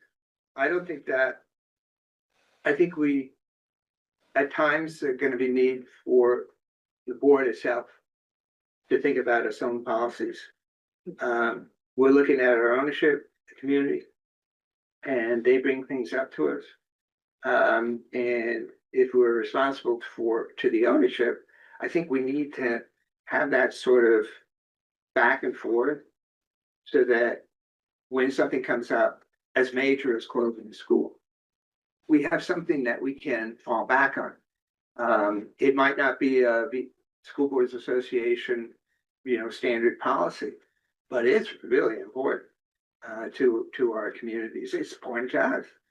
And I guess my point is, whether you want to call it a policy, whether you want to call it a procedure, there needs, we would benefit. I'm not trying to be critical. It's the way we've done things, right?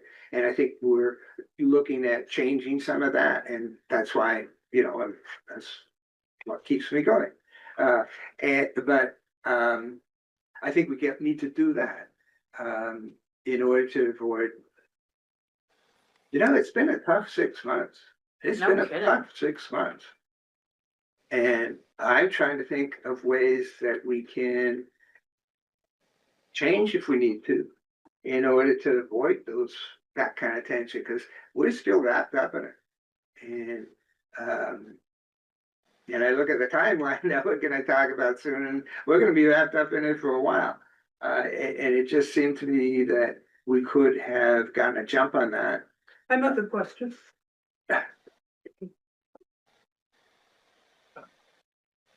This is about accepting the monitoring report, so if there's comments or questions that go into this monitoring report beyond what we've discussed, or I can move to asking the questions. I don't need to see any. If I have one comment related to that. So there's a statement on there in that same bullet that is important for me to address. And that statement is that the superintendent has articulated their own direction that conforms to outcomes consistent with the superintendent's experience, values, and educational philosophy. From my perspective, that has not occurred. I have not set that direction. I would agree. I've modeled multiple options that were brainstormed by almost everyone but me. I think you've done a fabulous job at keeping your own opinion on the back burner and representing the back. So Patrick, that may be the case. I would just say that this is the second time in 4 years or so that the board has taken it upon itself to think about closing some schools. And I listen to what people say, in other forums, and that perspective, and it's a valid. There are lots of people that think we should have, a bigger school districts shut down schools. They're not efficient, blah blah. And I think I've gotten the impression, Patrick, that those are values that you believe in. So I'm not trying to be critical of what your beliefs are. Your beliefs are your beliefs. It's not emotional. Anyway, my main point is that if we were a bit proactive on some of this stuff, we'd avoid a lot of this. Once, point of order, so- once the question has been called, discussion needs to stop. When a vote is taken on the issue.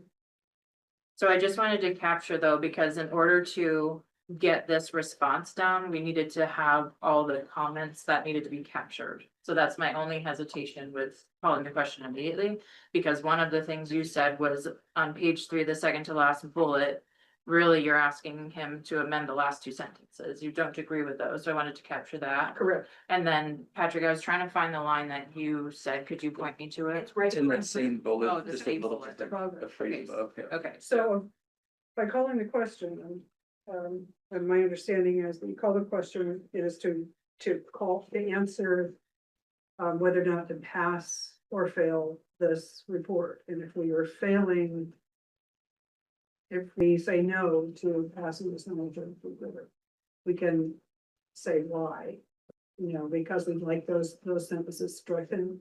I guess I'm getting caught up in our other procedure, which is me asking whether the interpretation is reasonable and whether the data demonstrates that. And if those two questions fail and the motion fails. Right, so those two things are separate, which is why I was trying to follow our procedure of this. So first. I'll withdraw my call, or my call for the question if you want to go through. That would be helpful for me. And yeah, let's. You withdraw your second as well, Karen? I don't think I can. Go ahead. Kip, so if we could lean towards procedure versus policy, because an example came up earlier tonight that you were mentioning about class sizes. And so when you make a policy and say, hey, okay, if their proficiency goes under 40% in all areas, what students are we serving? What are their needs and all of that? And how can we better meet their needs is where we're gonna immediately go, right? So I don't know. Also, creating policy can also block you in. And put you in a creating policy can also block you in. Like, what if you say, oh, there's under 60 students, it will close, right? Like, you can get very boxed in with policy, so we don't necessarily want to lean too far in that direction. And then there is constant pressure anyway, whether we're having these hard conversations with our community and talking about change, there's constant pressure every day from the students in meeting their needs at school. Right, like that is an ongoing, everyday living experience of parents needing their kids' needs met, teachers needing to meet their needs. So like whether we're having this conversation or not, over the last 8 years, there's always a lot of pressure, right? Like, so I don't really even feel this as necessarily different. It's just a time when we're getting together and we're talking about things that we could do to potentially have an impact on moving something from where it's been to where it could be, right? So in some ways, it's a relief, even though it's hard. Yeah, I appreciate it. I totally appreciate, policy better not getting into what's going on day to day, right? Which I think is that minimum class size, care. That should be the superintendent's kind of bailiwick. So just to try to move this along maybe a little bit, I structured this in terms of writing up the policy, what the policy is. And then an interpretation of the policy that maybe isn't controversial, I don't know. And then there's the rationale for whatever my report is. I'm totally okay, amending. That's just me saying what I think, where I think we need some improvement. It doesn't really bind anyone to anything. And if you want to change that, delete it, strike the whole thing, I don't care. As long as I think the interpretation stays. Well, we're gonna vote on those two things, right? Okay. So does the board find that the board's interpretation is reasonable, yes or no? Yes. No. No. All right, thumbs up if you are yes. Is the board's interpretation reasonable, yes or no? Thumb up for yes. 1, 2, 3. Yes.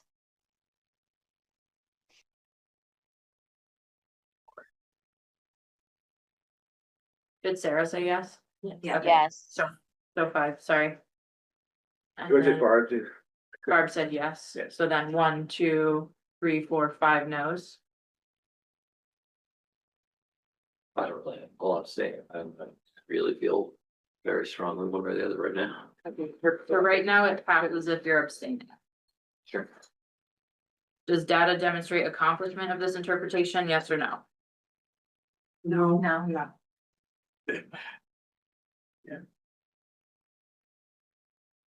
Okay, so I'm gonna check no for that, I think.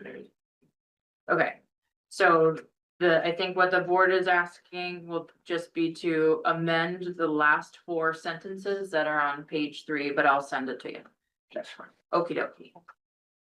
So then all those in favor of accepting the monitoring report 3.3, all those in favor say aye.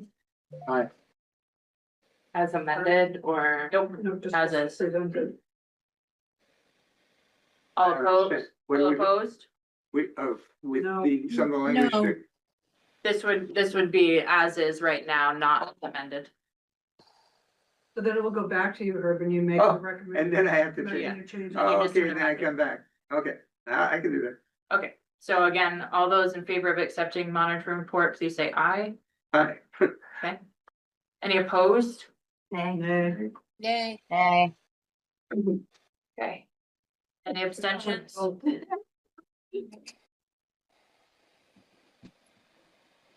10. All right, the motion does not pass. Okay. All right, we're at an action item to adopt policies B5 and C14. Can I get a motion, please? Mary first, Kathy second. Discussion, these are policies that were posted in orange and now just need to be added as updated to our policies and procedure list on the website and other places. So you've already seen them, is what I'm saying. Any other discussion about that? Okay, all those in favor of accepting policies B5 and C14, please say aye. Aye. Aye. Any opposed? Any abstentions? Okay, a motion passes. The next 2 items were a discussion for the revised committee charges and then a following action to approve those revised committee charges.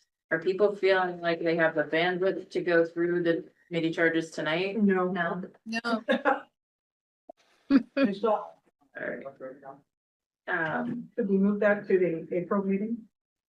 We can move it, I guess you could do the first step in your committees when you meet for the first time in April and then come to the. Well, it depends on if we switch those two. And then come to the next business meeting after your first committee meeting with your revised charge.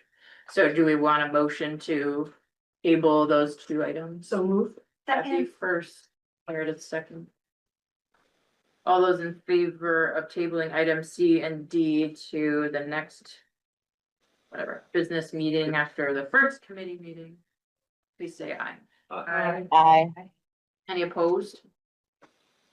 I have a quick question, though. Sarah Lauer, you're on. You wanted to be on a community engagement committee and in the minutes. Yes. In the minutes, it said that she was on the policy and governance committee. Yeah, you had texted me. I was gonna switch. Yeah, I did Yeah. write you down for Yeah, community I think engagement. it came in at the last second, maybe it didn't get caught. I should have amended that. I should have amended the minutes. My apologies, Ricky. But I just wanted to make sure. So we'll that- double check on that, but Yeah. yeah, Sarah, you are assigned to community engagement. Well, Thank you so much. Thank you. Okay. Sorry, did we do that? Yes, you did. We- Okay, thank you. Thank you. All right, next is an action item to authorize the superintendent to make hiring commitments. Can I get a motion, please? So Justin. moved. I'm gonna put you as second, Barb. Okay. Any discussion?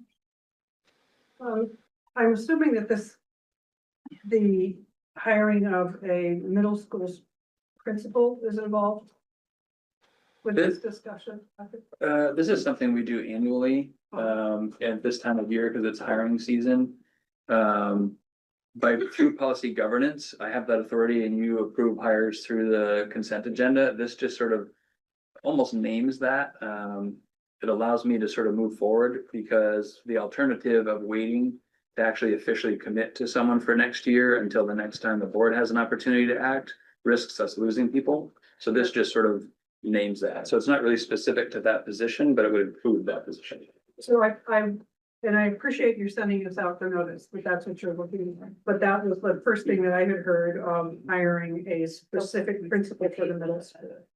And I want to be very mindful of when we're looking at budgets and the possibility of closing schools that with adding administration to a steadily declining enrollment.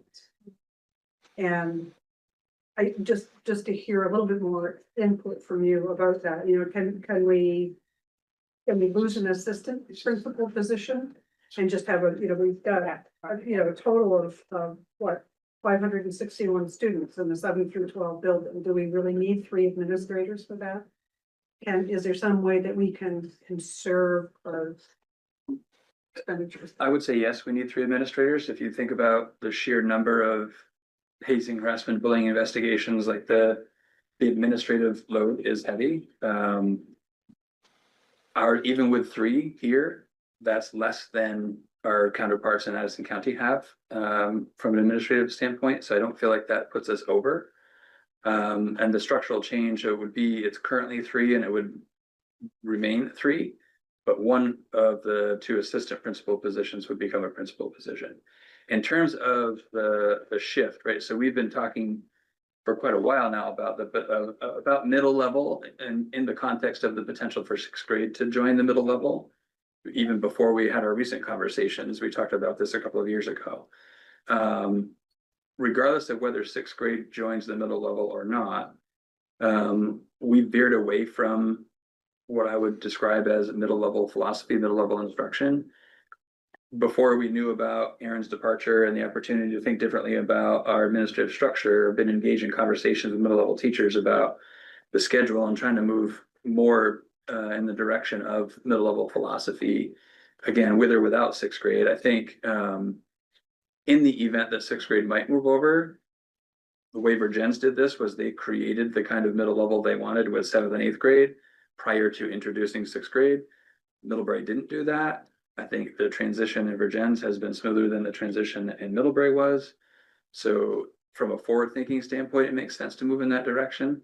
And even if 6th grade doesn't move, it's the right direction to go, and this creates the structure to support that move. Do other, I'm sorry, do other districts, have they all experienced the same rapid increase in HHV that we are? And if not, why are we? I'm laughing because you're looking at one that does it in a middle school in Addison County, and I would say she's busy. Pretty swamped. And you're one of 3 administrators in that building. Yeah, effectively, but right? I'm the only one who does HHV. But you're not an assistant principal. I'm not. Okay. But So 3, and that's Yeah. 3, how many students? 385 in middle school. in middle school. With 3 Right, administrators, with 3 administrators. Well, sort of. I'm not technically an administrator. Right. But I carry a leadership role. So we have a principal and a vice principal, an athletics director, and myself as our leadership structure. Yes, sir. Yeah, a couple points. I was one, you know, when I saw the back and forth about this, and I did wonder whether we were putting the cart before the horse in terms of, I hate that phrase. Anyway, in terms of anticipating that we would be moving 6th graders from the elementary school. And there are gonna be some issues around that. That's not a decision that has been made there by the board. Right. And I don't think we should, I think it's premature to talk about having principal for middle school with the assumption that, you know, the 6th graders from all the elementary schools would be going there. In terms of, I get what you're saying around wanting to focus on a separate middle school. I'm just a little skeptical that simply having a different title is gonna do the trick. You know, I think that's more of a sort of vision outlook kind of, you know, we're gonna treat this as a middle school. I don't see why. I know titles are important, but I think it's a little premature, and I wonder why you need to have a principal in order to pursue the goal. I think if I could just put in my 2 cents.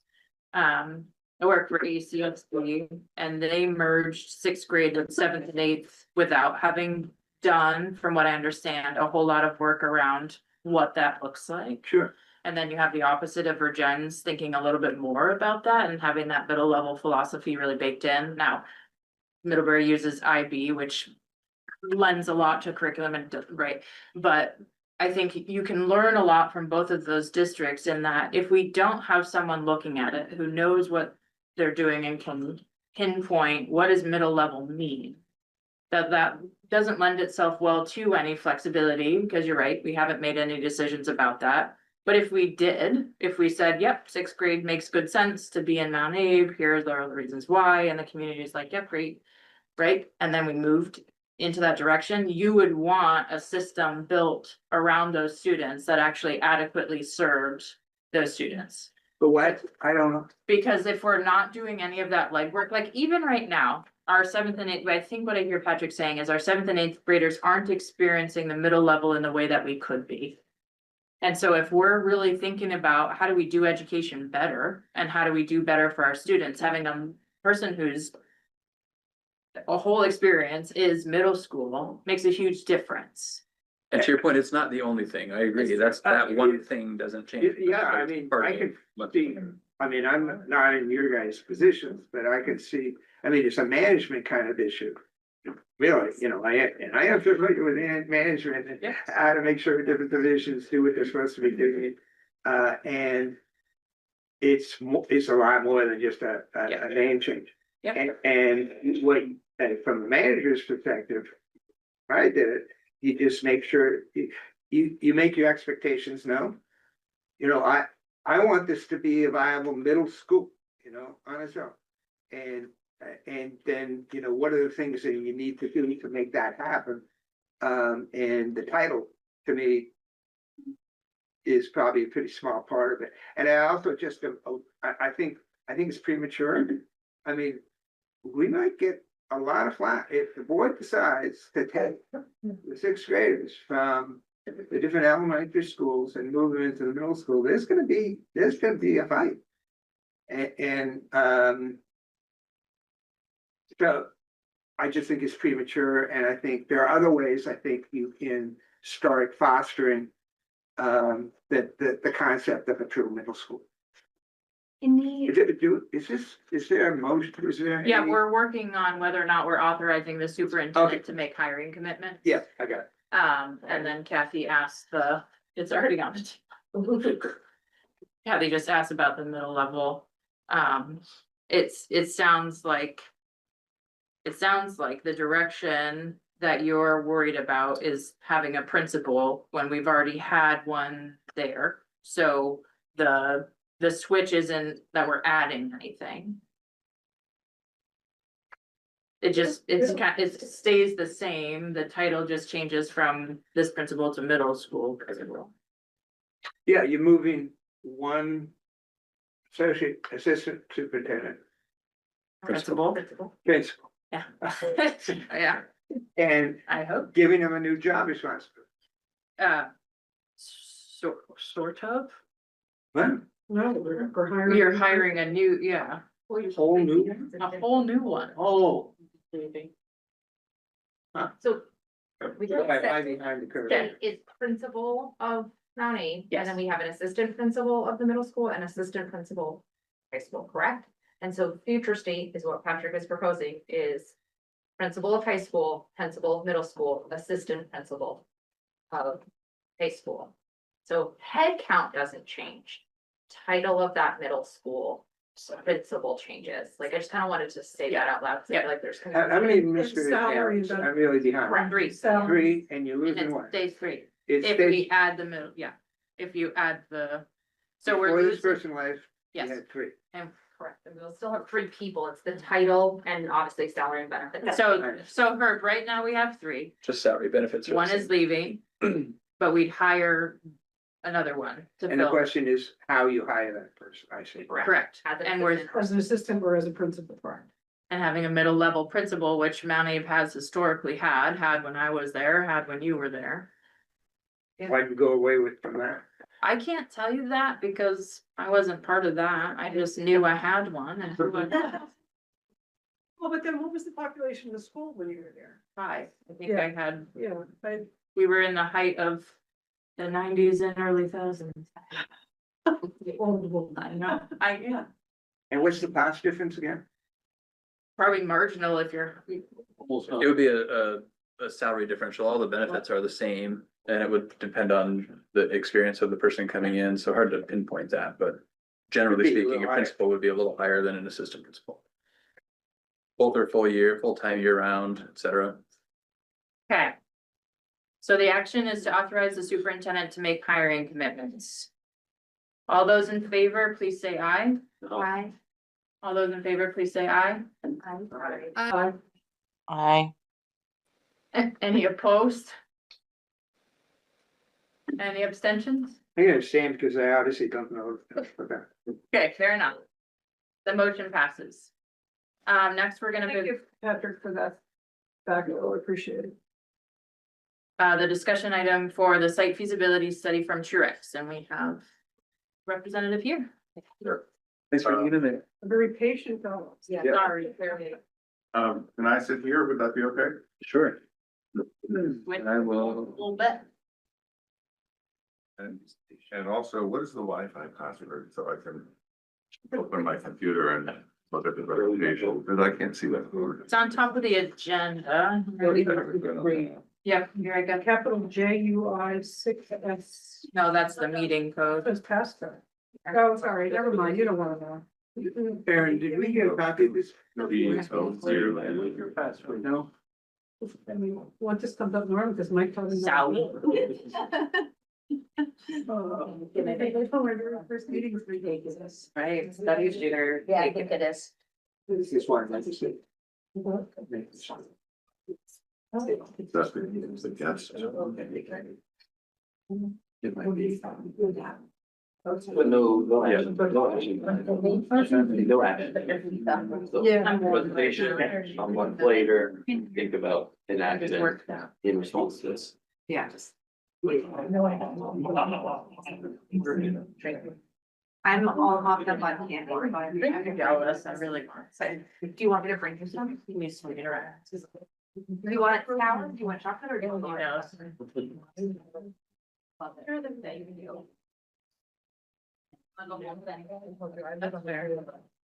I have a road.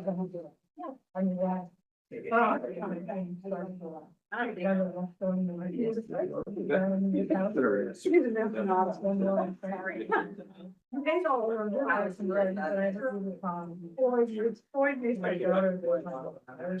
Who would say no to that?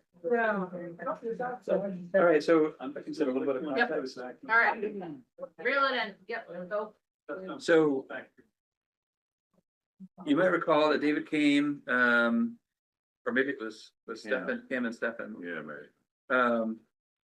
Came and sort of presented some information earlier on about some big picture, looking 30 years, et cetera. That was sort of the initial phase of our partnership with Truex. This next phase is really looking at site feasibility. So as we consider what direction to go, understanding sort of what it will take to still at a relatively big picture with the deeper analysis to come in subsequent steps. A big picture as we think about which options, and in this case, which schools, what are the things to keep in mind as we understand the specifics to each site relative to the intended use. And so we've been working, so the District Advisory Council, David and others through Truex Collins, really working to try and understand what that could look like to inform this site feasibility study that they've put together and are presenting to you tonight. And this will be in the minutes coming out of the next meeting. The report will be in a minute. Thank you. Yeah, this presentation. We can also add it to that matrix we have so that we can put that all together and have it up on the website. So there's multiple places. And so with that, I'll turn it over to Dave Epstein from Truex. Thank you. Hi, everybody, and thanks for having us attend and present to you. I'm one of the principals at Truex Collins. I'm also on the advisory committee. It's a state committee for school construction aid. So I wish I could report more to you about our progress. So anyway, we're gonna talk about, we go to the next slide, please.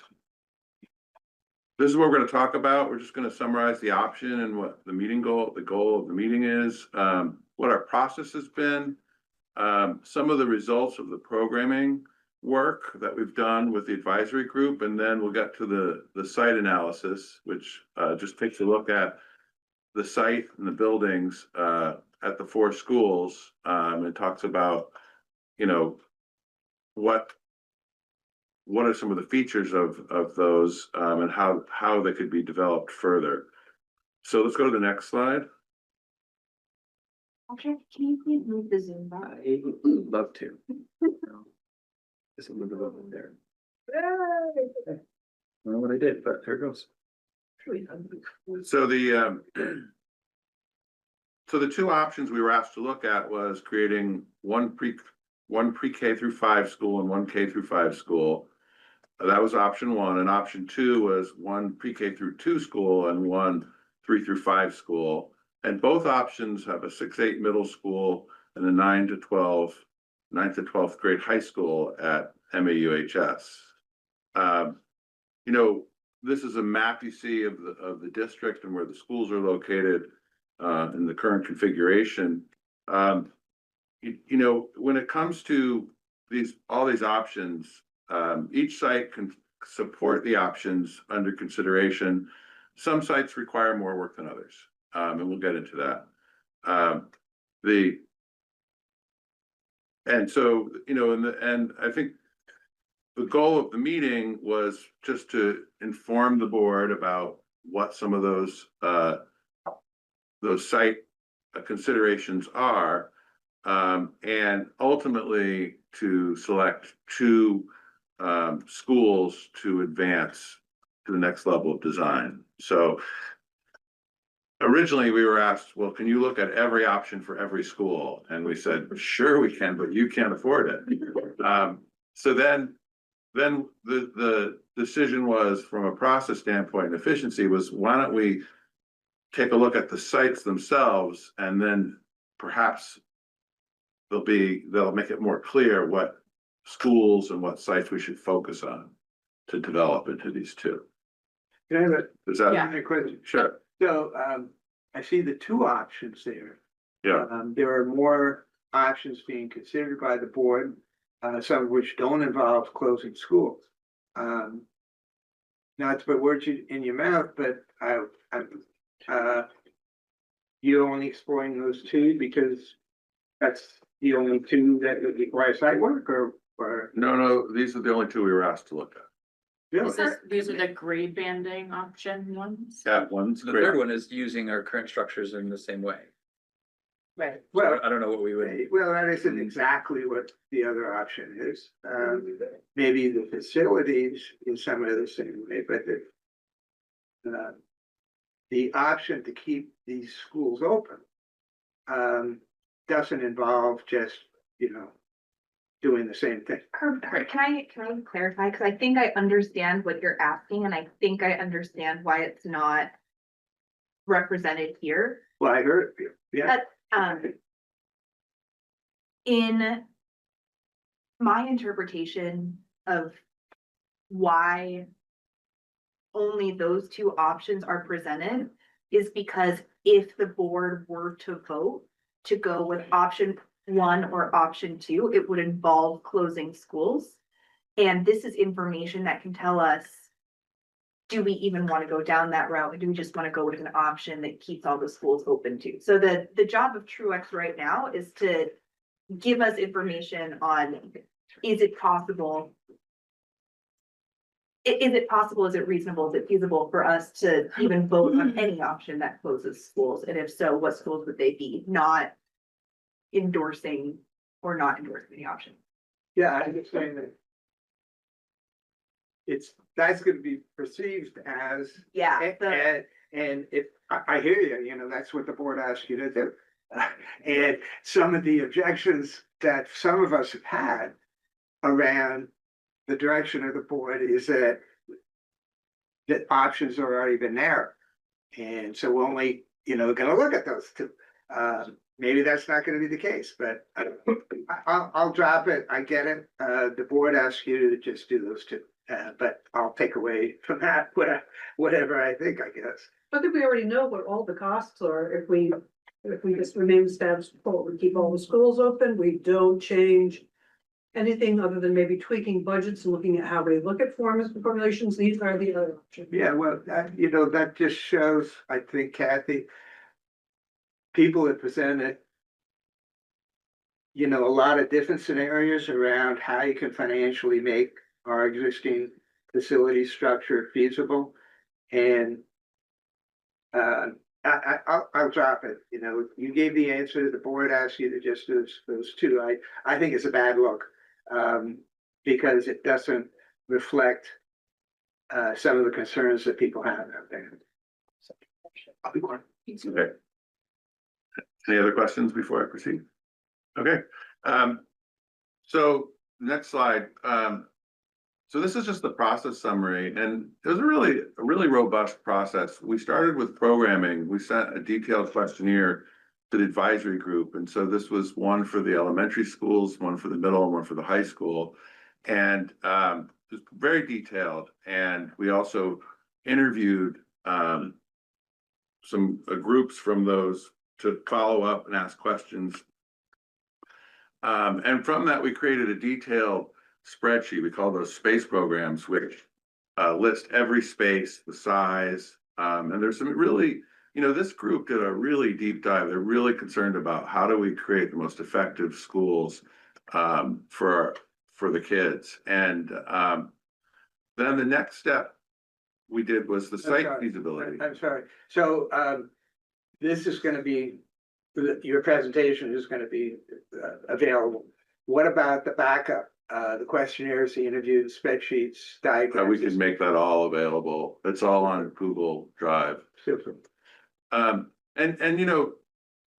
what's really cool is that all that work, whether you keep all the schools open new schools, close some schools, is all really, really valuable work, because it really gets at the heart of how do we want to educate our kids in the most effective way. So kudos to that group. So the way the process that we have envisioned would be, once the board decides which direction to go, there would be further work, which we would call concept design phase, to develop the design options in more detail. Because you'll see these site analysis, it's just big rectangles on a site plan. There's no design.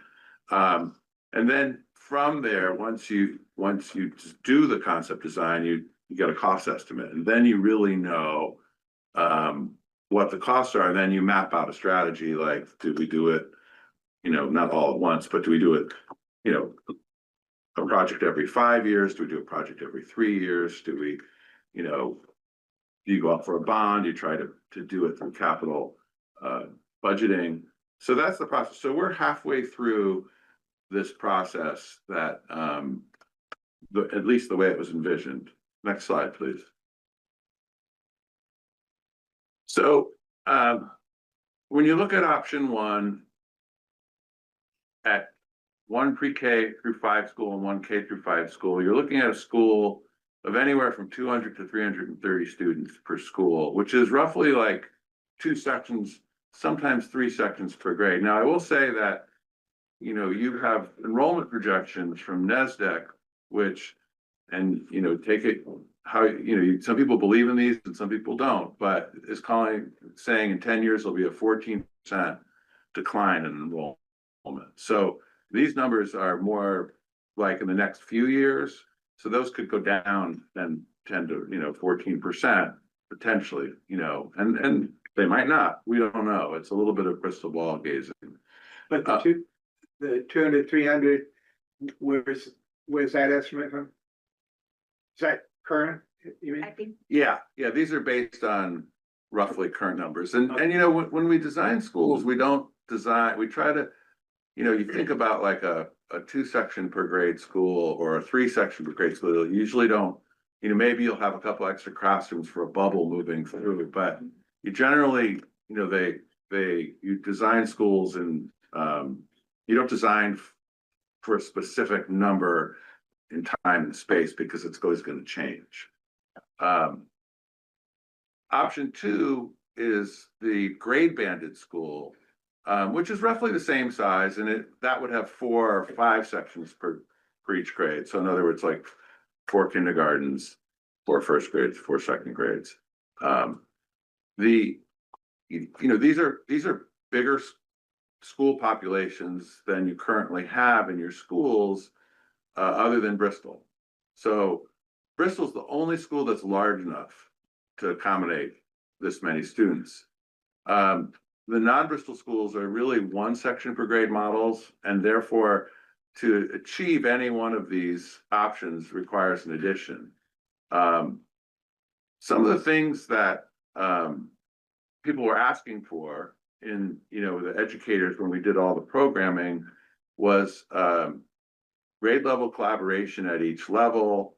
There was a clear preference for larger classrooms for pre-K through 5, especially pre-K through 2. And what I mean by this is, everybody knows the kindergarten classroom, right? It's a larger classroom. It has different learning zones. So it has, a wet play area. It has a group reading, a group instruction area. It has a read aloud area, right? That kind of zone teaching, that's the way elementary school educators want to teach in their classroom. And they are thwarted by that when they have very small classrooms, because many of the classrooms were built on a lecture-based instruction model where kids sat in rows at tablet seats and received, the information and did worksheets, and that's just not the way teachers teach or want to teach. And so you'll see that when we talk about the size of the addition that's required at the smaller schools, we've got 2 options. One is sort of a budget-driven model, which is like, how do we do it, the least amount of space, and in those cases they're not getting 50 square feet per student classrooms. It's just the same classrooms that they've always had. And then there's the more educationally driven model, which tries to address some of these things. One of the things that happens when you get to a larger school is that you need a separate cafeteria and a separate gymnasium, because it's just the scheduling becomes too intense when you have that many students. And the same thing with art and music. It's just really difficult to have a school of that size. And you can think of Bristol as a model of that, right? Bristol has a separate cafeteria, a separate gym, has a separate art music classroom. So what we did was, in a lot of cases when we were doing the programming, we would use Bristol as a model. Like we'd say, okay, how big should the library be? And then we'd check Bristol and see if that was an adequate sized library or cafeteria. In some cases, I think with Bristol, the library is a little small and the cafeteria is a little big. So, it all evens out. So that was some of the things that came out of the programming work. And the reason why we're talking a little bit about this is that, as I was saying, it drives the size of the addition, the extent to which you address these educational needs, as at least as described by the educators who are the experts. And there's a range in that conversation. Go to the next slide. So at the middle and high school, we did this little diagram to show what was middle school, what was shared, and what was high school. So everything that's orange is high school, everything that's blue is middle school, and everything that's sort of that magenta pink color is shared. The preference from the educators was separate middle school. If they could have a separate everything in the middle school, that would be from an educational standpoint best, but they also, you know, the process I say I would characterize as sort of head in the clouds, feet in the ground, right? Like think big, but then become really grounded in terms of what the realities were. And we said, look, you know, you're not going to have 2 nurses for 560 students. We're not going to have, you know, separate library or performing arts center. So you'll see, I'll start with the things that are shared. The lobby would be shared, the gym, the library, performing arts center, all the shops, the nurse, the pool, and the kitchen. And the things that would be separate would be, they would like a separate middle school admin pod. And this kind of goes back to the previous conversation you're having about, you know, really creating a middle level and having a middle school principal. They'd like to have that located in the middle school area, not as part of the high school admin pod.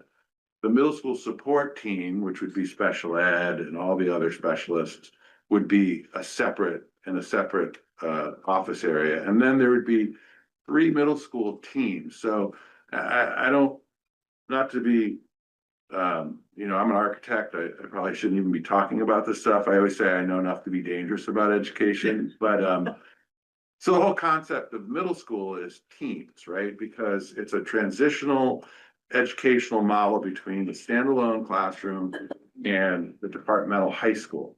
So the idea is that the kids are in a larger learning community, usually, and these are 4 classroom teams, and we'll look at those in a second, but we'll look at those now. Can we go to the next one? Keep going. One more, we talked through this. Okay, so these are some diagrams about the team. The middle school team, the way they've conceived of it is there are 4 core classrooms: science, math, language arts, and social studies. And there's also a small sped classroom, special ed, a small meeting room, and a counselor's office in the team.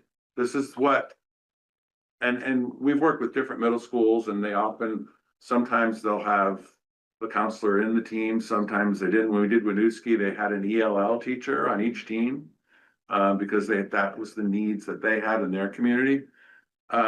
And you can see it all surrounds a team commons. And the idea of a team commons is that it's a gathering place for the team. It reinforces the identity. And then for unified arts, like arts, music, PE, they would obviously leave the team space. Interestingly enough, the high school is also interested in this model, but they're set up a little different. They feel like 9th and 10th grade should also be teams, that they would benefit from that. And then they'd like to create a STEM academy and a humanities academy for 11th and 12th grade. So you can see on the right, it's very similar with a few tweaks. The counselors, they felt, didn't need to be part of the team, but they have a teacher planning area in there. So they're somewhat similar. Now, it's a bit challenging creating these team spaces in an existing building. So, you know, this diagram is very abstract and kind of idealized. So, you know, you might, like, you have a lot of buried classrooms, you have a lot of classrooms with no access to natural light at Mount A. And so the idea is maybe the classrooms could surround that space, and that could be the common area, so that it wasn't the kind of space that was occupied consistently throughout the day. You know, one of the things people felt really strongly about was access to natural light, which once again is a challenge at Mount A, because there's so many classrooms that have no windows and no skylights. And so that also could be a driver of space needs. Next one. So this is all to kind of help develop the size of the addition so that we could do the site feasibility, but it was also important work to do should we get to the concept design piece, because now we really understand what the educational goals are. So Beaman is the smallest school at 21,000 square feet. A minimum addition to get it to scale to be either K through 5 or 3 through 5 school would be almost doubling the size of it, which sort of makes sense, right? It's a school has a capacity of 90 to 100 kids, and we're trying to boost the capacity to almost more than double. Robinson is the second smallest school, slightly smaller than Moncton. So you can see the idea is that slightly less the addition size, and you can see the range from 18 to 22 to 25 to 34, depending on whether you go with the bare minimum, which is really budget driven, to more of a program driven, and you really try to tackle some of the really important educational goals that at least that have been as just articulated by the educational leadership or the advisory group. And you can see how Bristol doesn't require any additions to. And you can also see with Bristol is that we've designated that as the pre-K through 5 or pre-K through 2 in either scenario, because it is the larger school. It is more centralized. It makes sense for pre-K to be there. And so that requires a slightly larger school, and that school already is at scale. And Mount Abe, to accommodate the 6-8 and 9-12, that building you can see is quite a bit larger, and we haven't gamed it out yet, but the idea is that in the minimum addition, very budget driven, we would just there's no new space, right? You would just make do with what you have.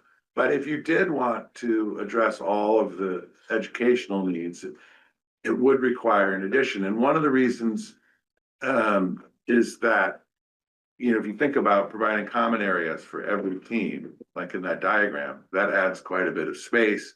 And the other piece of it is that these schools were designed and built a long time ago. They haven't changed much. Education has changed a lot. And one of the things that's changed is the number of adults in the building, especially support services. And they just weren't designed for that. So people work in closets, they work in spaces without windows. Sometimes they have no space to work. And so when we look at it from a program, educational program driven look, we're trying to provide spaces for all those specialists, and that drives the space. So, next slide. So we're going to get into the site analysis now. Any questions up to now before we get into this? Sure. Yeah, so can you go back to the next one? Yeah. So Bristol and high school, they have, in high school, a little different if you wanted to get the bells and whistles, make it real nice, right? But otherwise, their space is fine, right? They wouldn't need any additional space in order to accommodate more kids, right? So they're probably over capacity. Yeah, they've got larger capacity than they really need. Yeah, its capacity is I mean, if you took all of the classrooms and maxed them out, you could fit a lot of kids, but that's, nobody would want class sizes that big. And, I think it's really seriously worth considering having students learn in rooms that have no natural light, and having teachers work in rooms with natural light 8 hours a day. You're just gonna have to get to work on that construction aid there. I know. So, if you don't address that, you don't do any of the team kind of spaces that we're talking about that the educators are asking for, you could go with the minimum addition and not have to add anything. But if you try to address those educational drivers, you probably are looking at needing a little more space. So, yes, next slide, please. I can confirm the natural light thing. I taught in a classroom with no natural light for 2 years. By the end of it, me and the kids were all bouncing off the walls, so. Yeah, I mean, we've worked in places where the building codes would not allow this building to be built. It's in terms of windowless classrooms, but you know, it is here, it's been here since 1960 whatever, and a lot of people have gotten a good education here, so it's not like it's you know what I mean, it's just something I think it's worth considering. So let's talk about Beaman.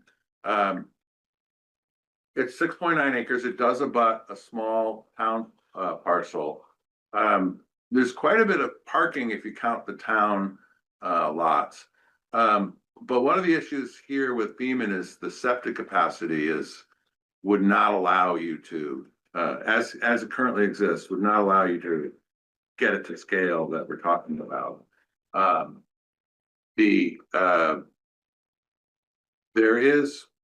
There's a well which is shared. We don't know if it has additional capacity. The stormwater, you know, poor soil, shallow water table, that's the civil engineer speaking. I don't know like how poor the soils are. There is 3-phase power available. Why that's important is that if you have to do an elevator or a fire pump, you need 3-phase power. So that's good. There's no wetlands mapped on the site. And in terms of permits,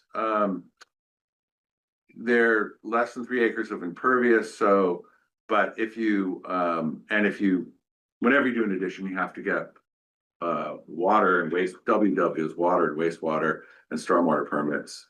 And there was no prior jurisdiction found for Act 250. So if we go to the next slide, the way this works is that we do a test fit. We say, okay, well, how would you put a building? And so in this case, we would put, this would be a 2-story addition with a bridge that connects to the existing school. You can see that there's a gym, and each one of these, we have a gym that's the size of Bristol's gym. And you can see there's a dashed line that says expanded program area. So we're showing the minimum program, and then if depending, you know, there's some fluctuation, but you know, so the good news is that you can fit a building of that size on the site. The facility condition index is quite high on this building. What that means is that's the amount of the building that is depleted. So typically over 30% is considered in critical condition, which some people dispute, like, well, it's not, we're using it, it's fine, it's not in critical condition, but you know, when you get over 30%, people, you know, it's the building needs work. And like, for example, the Navy, when the building has 50% FCI index, they consider replacement. You know, and it's sort of the old with the FCI, it's sort of like your old car kind of analogy. Like, you know, what we've done schools that have a 70-80% FCI, so that's the percentage that's depleted, and you sort of like, does it really make sense to put money into it at that point? It's like your old car. Like, at what point can you just get a new car? So 53 is not in that zone at all, but it is a factor when you're considering all the other factors. And the septic is another factor. So next slide. Wait, And Nick, I have a question. yeah, So how did you arrive at a capacity of 90 when there's been as many as 165 or more kids in those? so that's a great question. So NESDEC did a capacity analysis, and we used their numbers. So they did a analysis of the capacity of each school. They also did a number that said, like, so what happens in these schools is, remember I was saying how they don't have any space for support staff. So what happens is classrooms get commandeered for that purpose. So So what they did was they did a capacity calculation and said, okay, it's 90 with the classrooms that you have. And it's, you could add X number of people more if all these specialists weren't using classrooms. So we just went with the 90 because those specialists need space. And this So- one wasn't quite a difference, like the other number they gave on this was closer to 200. Right. Right, but then what do you do with all the specialists, right? You no space for them. I will say that it's extraordinarily inefficient when schools put specialists in classrooms because you put like 2 people in an 800 square foot room, they probably only need, 400 square feet. They probably need half the space. So it's, you know how it is. Everybody expands to use all the space that they're given, but it's not the most efficient way to use classroom. So we're gonna go through each slide, each site like this. So this is Bristol, and we're just going in alphabetical order. So this is a much smaller site, and it does. The parking capacity is 56. So I imagine people park on Mountain Road quite a bit. I don't know, but they would have to. You sure do. Yeah. It's awful. The school bus. Yeah. Wow. I mean, there's really no room on this site to, and we don't need to expand this school in any of these scenarios, but, and interestingly, the septic capacity you can see is 590, so that's not a problem. There's 3 leach fields on site. You can see the squares, behind the building. Those are all leach fields, we think.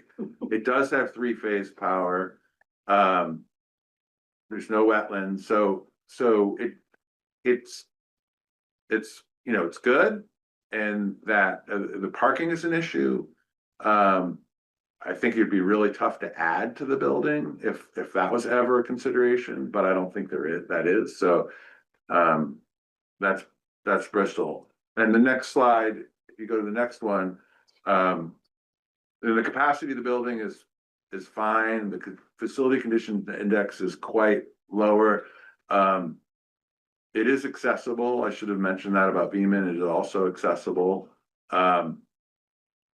There are some issues like generally like the sprinkler is limited. The state, the second you touch a building these days, we went through this with Mount Abe is there, this building's gotta be sprinklered. It should be sprinklered. And they said, we'll let you do the lobby project, but the next project, a substantial project you do, we want to see it sprinklered. So that could be an issue here too, if you start to work on the building, but generally it's a good prospect for reuse. Moncton's on a larger piece of property, 15.1 acres. The capacity for parking is 56, and there's 22 parking spots over on the town site. You see that right next to it on the left is town property. There are wetlands. You can see there's a wetlands boundary that snakes along the top and the right-hand side of the site. The septic capacity is 359, so that's okay. There is 3-phase power available, and the permits are the permits. You always have to have permits. You can see the building is very close to the setback line. That dashed line that runs along the property line is the setback line. So we couldn't really build in front of the building or next to it. So you'll see in the next slide, there'd be an addition behind it. Now, these additions are what we're drawing it. These are just diagrams. It's trying to give people a sense of scale as to how big and could it fit. So, the existing building capacity is 160. So it is accessible because it's 1 story. And then we did a little diagram on the bottom that just shows that we would you could build the building into the hillside so that because it is sloping up quite a bit, you can see that the back of that purple building is 10 feet higher than the existing school. And then if you go up the page, you'll see that it's 20 feet higher, just beyond it. So so that's the issue with Moncton, is that there's you're dealing with a slope, but it's not too bad.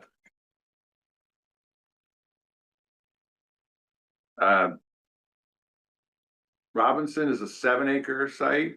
The septic capacity is 272. The septic system is on site. It's in the front of the building. There's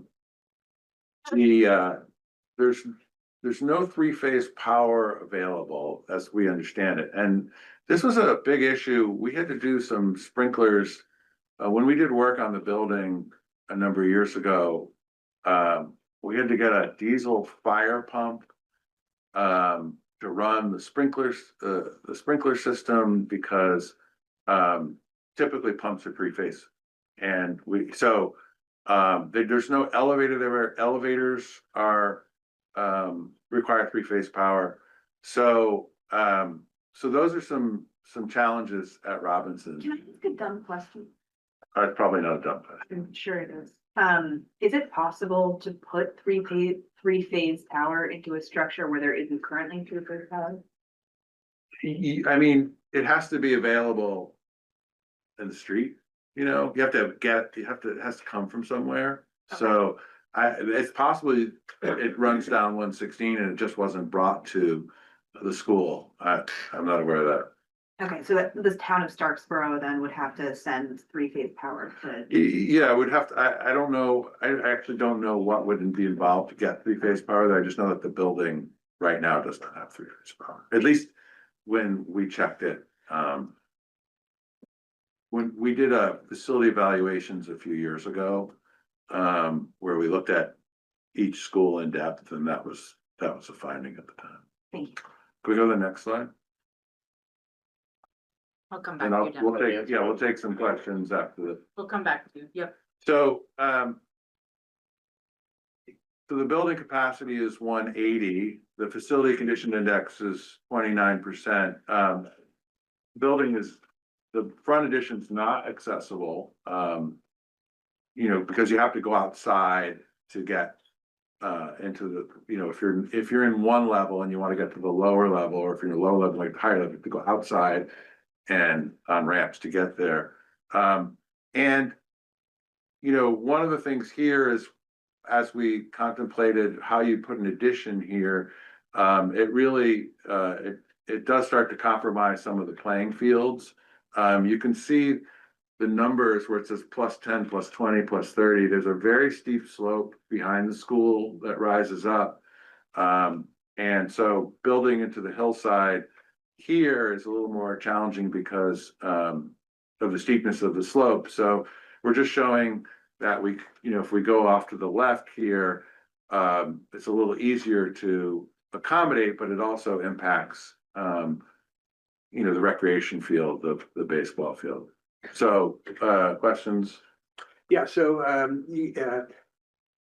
you might have a lot packed in that Google Drive, but Yeah. will it include how the facilities conditions index was developed, how you get to that number? Yeah, The elements that go into that? Yeah, I mean, we have. I mean, it's factual stuff, but. That's online right now, and that was part of the facilities evaluation that you did. Yeah. Where is it on? I can send it to you. We have it already. It's right here on the. Oh, from the phone? Yeah. I. Yeah. Well, and from before that, And before, yeah, that's. so it was a compilation kind of building, just like this one is building on the last two. Right. We'll go to the next slide. And you want me to take questions from the audience, or do you want to call on people? How do you want to do that? Or is it strictly a board conversation? Well, it was designed as a board conversation, but I think I think we probably have clarifying information from the planning commission member about possibly hand one up during the 3-phase power. 3-phase. So, I mean. You want to comment? Talk about, Yeah, talk about. a couple comments on 3-phase. There's actually 2-phase in the village. There's been some discussions with Green Mountain Power about bringing in three-phase. Not sure quite where they are. They haven't decided which direction to come. There's a little ways over in Moncton or a little ways north from towards Heinsberg. But on the requirement for three-phase, we, you know, I just I'm an architect as well. So I just did a lift, an elevator. It's really a handicapped lift, something that might be suitable just to connect the existing classroom wing in the front. Next door, practically at the town hall, single phase, works just fine. You can get, I'm a sugar maker as well. I use three-phase for quite a bit of my equipment. I'm way away from three-phase. So I'm using VFDs, which basically converts to three-phase to run, you know, serious pumps like 10 horse. Now it's not gigantic. They're much bigger operations around me. They're using much bigger equipment with three-phase off a single phase. So I'm not sure that three-phase is really an issue at Robinson. I think it would be not too hard to get it via Green Mountain Power, and there are options for both the lift and fire pump without it. Can I ask a clarifying question? Because Sure. I'm way over my skis here. Is it a code issue? Like, No, it's- people have to have three-phase. I'm just asking No, for no. education. No, okay. No, it's just to operate certain kinds of equipment, run, you know, it's more common. Okay. For elevators, fire pump, large pumps to use that kind of power, because it's.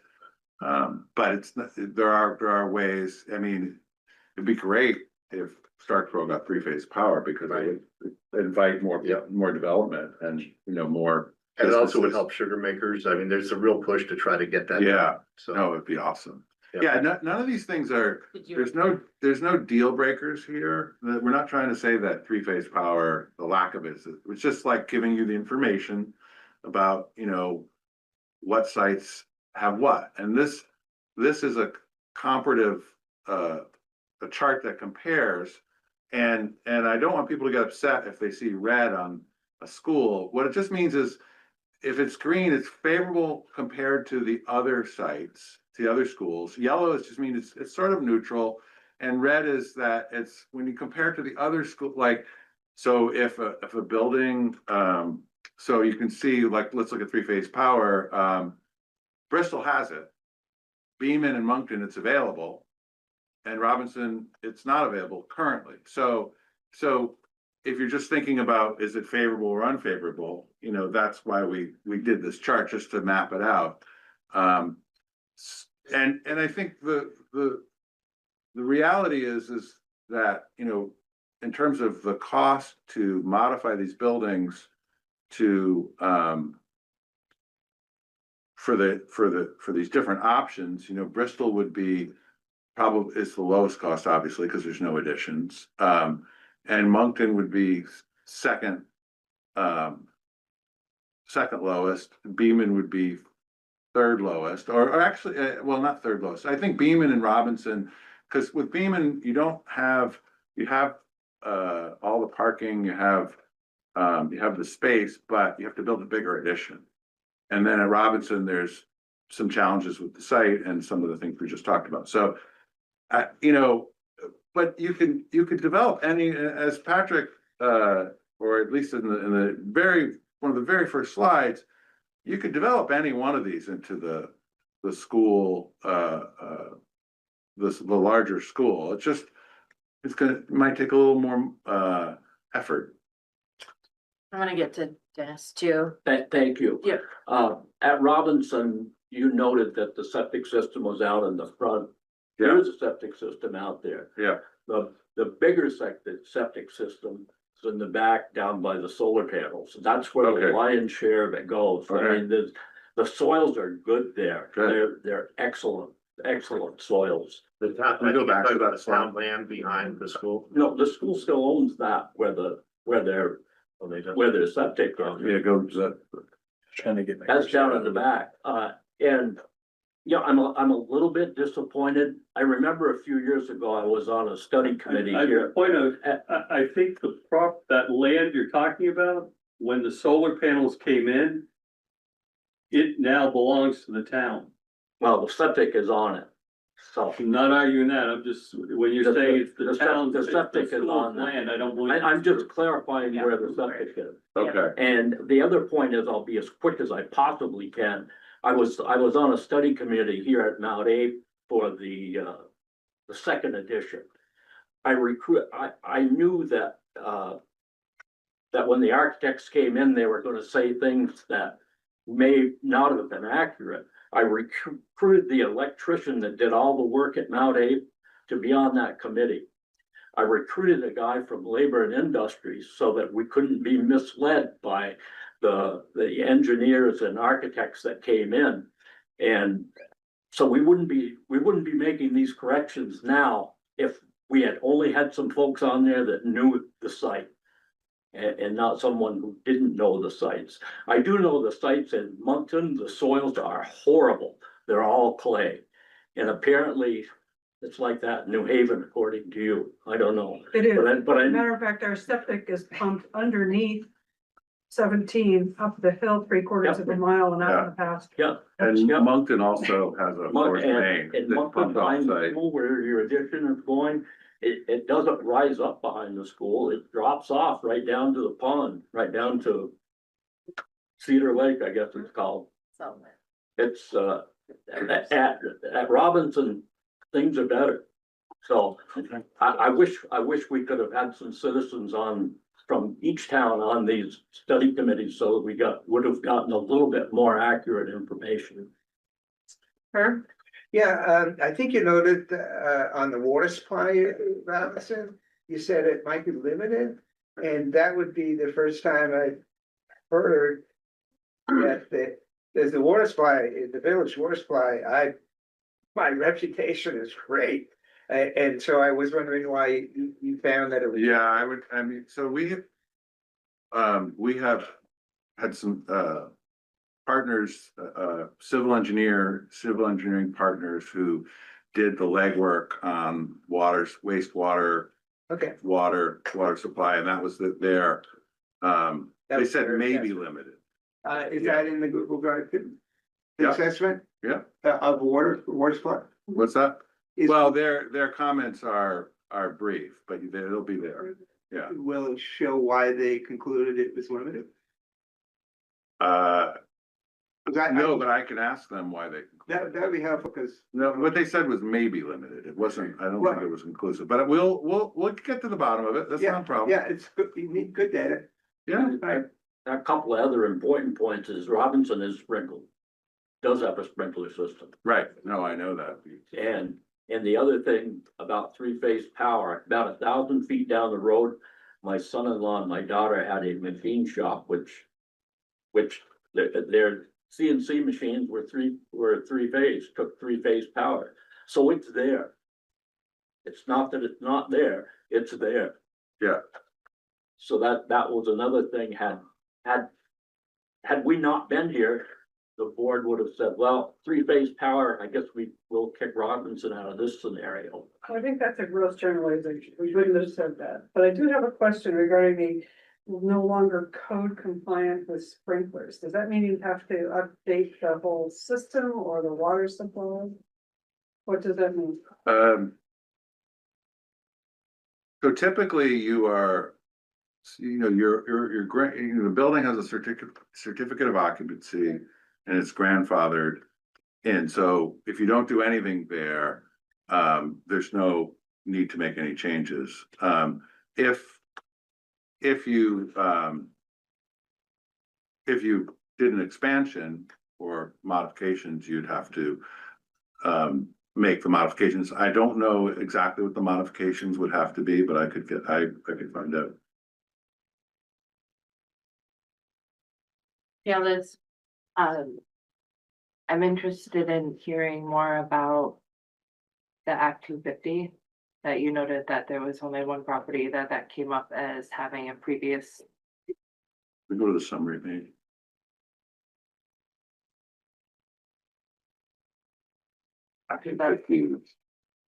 Yeah, Robinson. So they did not find, when the civil engineers did their permit search, they couldn't find any prior jurisdiction for Beaman, Bristol, and Moncton. In my experience, that doesn't mean it doesn't exist. It's, in other words, not that they did a bad job, but like sometimes it's filed under a different name, and so, there are still state permits you have to get whenever you do a project. Act 2, and many of them are the same that you have to get when you go through Act 250. Act 250 is it has a broader lens, it looks at historic preservation, it looks at energy usage, it has but many of the things overlap that you have to do for any of the buildings that, whether they were under Act 250 jurisdiction or not. So so they're moving on, making changes to Act 50 and Act 250. And a lot of the village areas, if they're classified as tier 1A or B, the jurisdiction is much less, right? So did folks, I just don't know what that means. It really doesn't. What we were, But it'd be nice to know whether or not you have to get an Act 250 permit, right? And I think you're saying that for Beaman, Bristol, and Moncton, you don't need an Act 250 permit? We don't believe we do, but like I said, I wouldn't, I've experienced projects that we didn't think had prior jurisdiction, and then they were filed under a different name or in a different way, and it turns out they did. So, but the point is that here's the real truth, right? We said to civil engineers, look at these 5-10 things, right? Because we wanted to know if there was like any restrictions on developing any of the properties. And one of the things we said was, look at Act 250, just tell us, like, is there any, if you find us, because what we're looking for is like a smoking gun. Is there something that's going to prevent you from developing any one of these sites, should you choose to? And the answer is no. Well, except that it's maybe for Robinson. That's what they're saying, right? No, just prior jurisdiction note means that there's an Act 250 permit on the site, and so you just amend it. People do it all the time. It doesn't mean you can't touch the building. Yeah, but it's complicated. That's why you got yellow. And you're supposed to green. It's more difficult. That probably, yeah. I mean, that's why I wouldn't get caught up too much with the colors, because it's like. I mean, colors. It's yellow isn't so bad. Can I just? Yeah. Herb, I think we as a board get to look at this data and interpret it the way we want to. So I think if we look at this data and hear 3-phase power is probably not as big of a deal, and okay, a permit's likely required, a permit can be required anywhere. Yeah. I think Truex is presenting us the data, and it's on us to interpret the data and take action because of it. So I totally get it. My main point, and maybe I strayed a little bit from it. My main point is make sure we got good data, so to make sure that, you sent a bunch of guys out there and got some information, we just want to make sure that's correct. Yeah, absolutely. That's all. agreed, Herb. And I guess I'd really like to know. Yeah. The tier stuff, I think, is significant.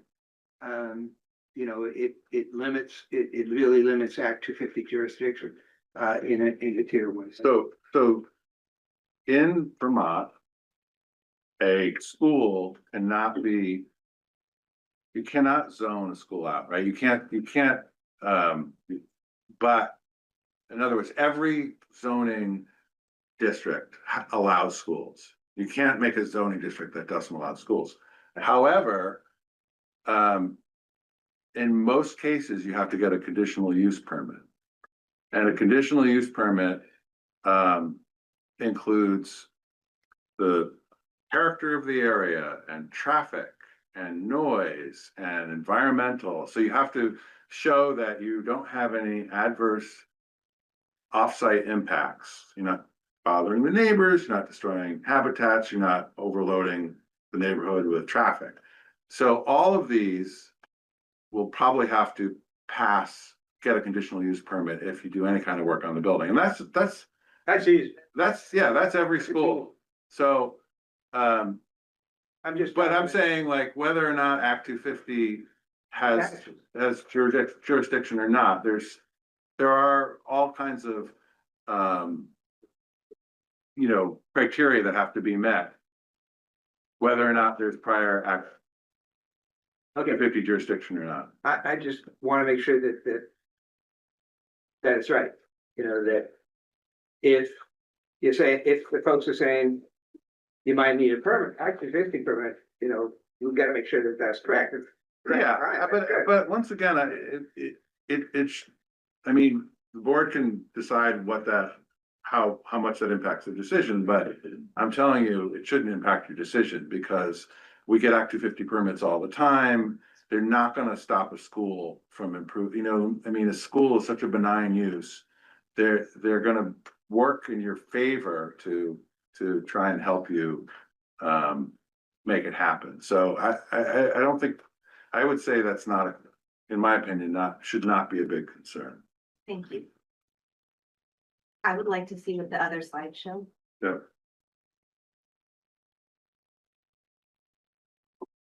So, the next steps, should the board decide to move in this direction, would be to, as we mentioned earlier, select the schools that would have further design development, and then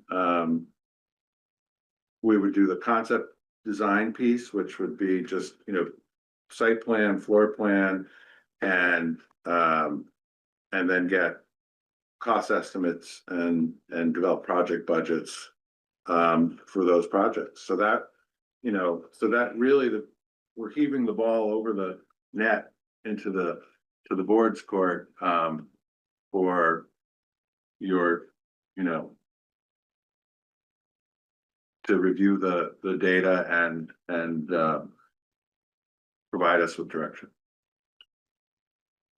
To that end, if I'm following this correctly, there's not really any site-specific difference between the two options that you investigated. In other words, there's no consideration for option one versus option two relative to a given site. No, I think what our conclusion was that it makes sense to either put the pre-K through 5 or the pre-K through 2 school at Bristol, because there's more students, it requires a bigger and a building, and having pre-K centralized in the district makes the most sense. So that's where our thinking is, that the other schools, one of them will either be a K through 5 or a 3 through 5. Sure, but no functional difference in terms of site planning between those two options, I guess. Not really. I mean, with pre-K, you need a dedicated playground for pre-K. That's really the only big difference. That's helpful, thank you. I have one more question on that grid. Sorry, I'm getting back to that grid. Sure. But it has to do with stormwater, I think. Is it got stormwater? Because stormwater is an issue in clay soil, right? So I guess that's Moncton and Beaman, is that what you're talking about? Yeah, that's why those are less favorable. Orange or something? Yeah, they're kind of red. Because that's more difficult there, right? Yeah, I mean,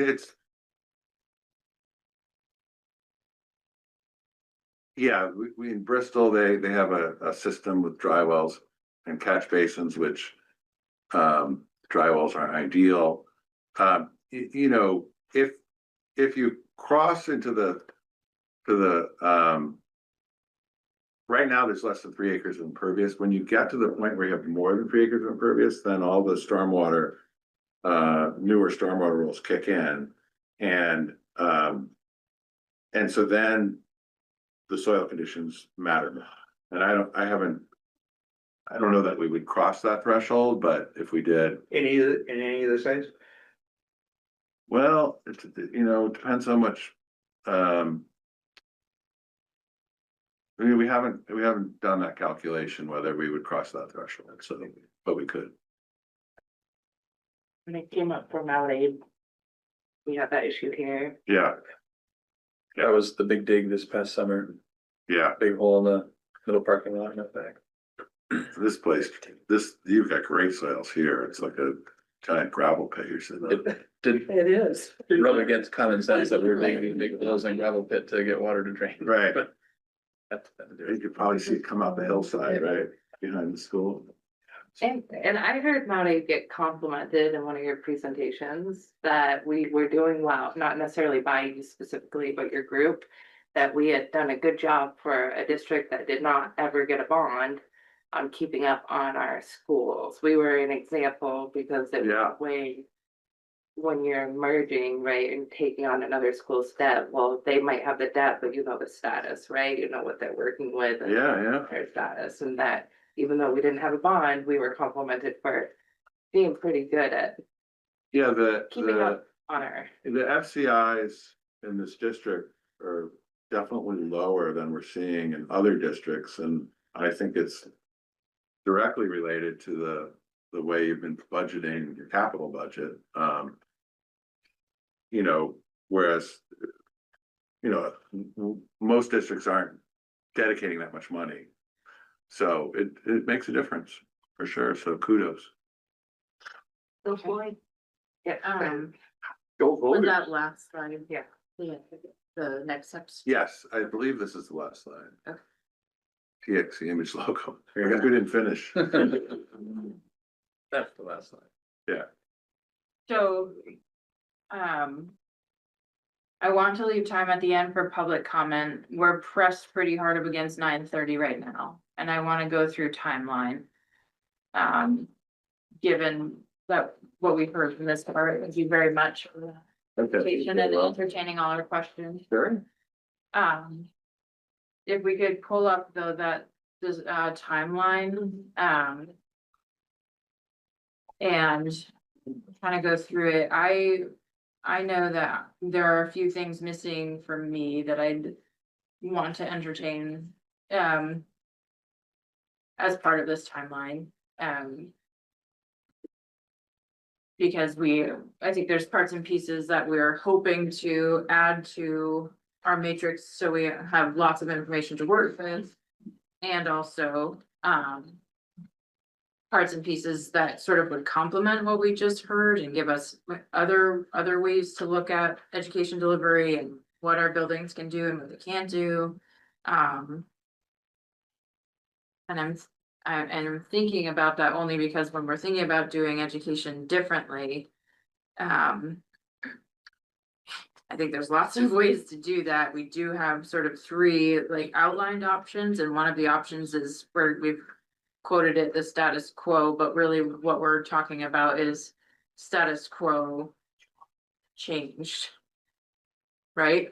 Like we're really thinking about how do we do that status quo even differently than what it is. So if we're talking about really evaluating our options, like we do need to pull that in, which I don't fully see that represented here.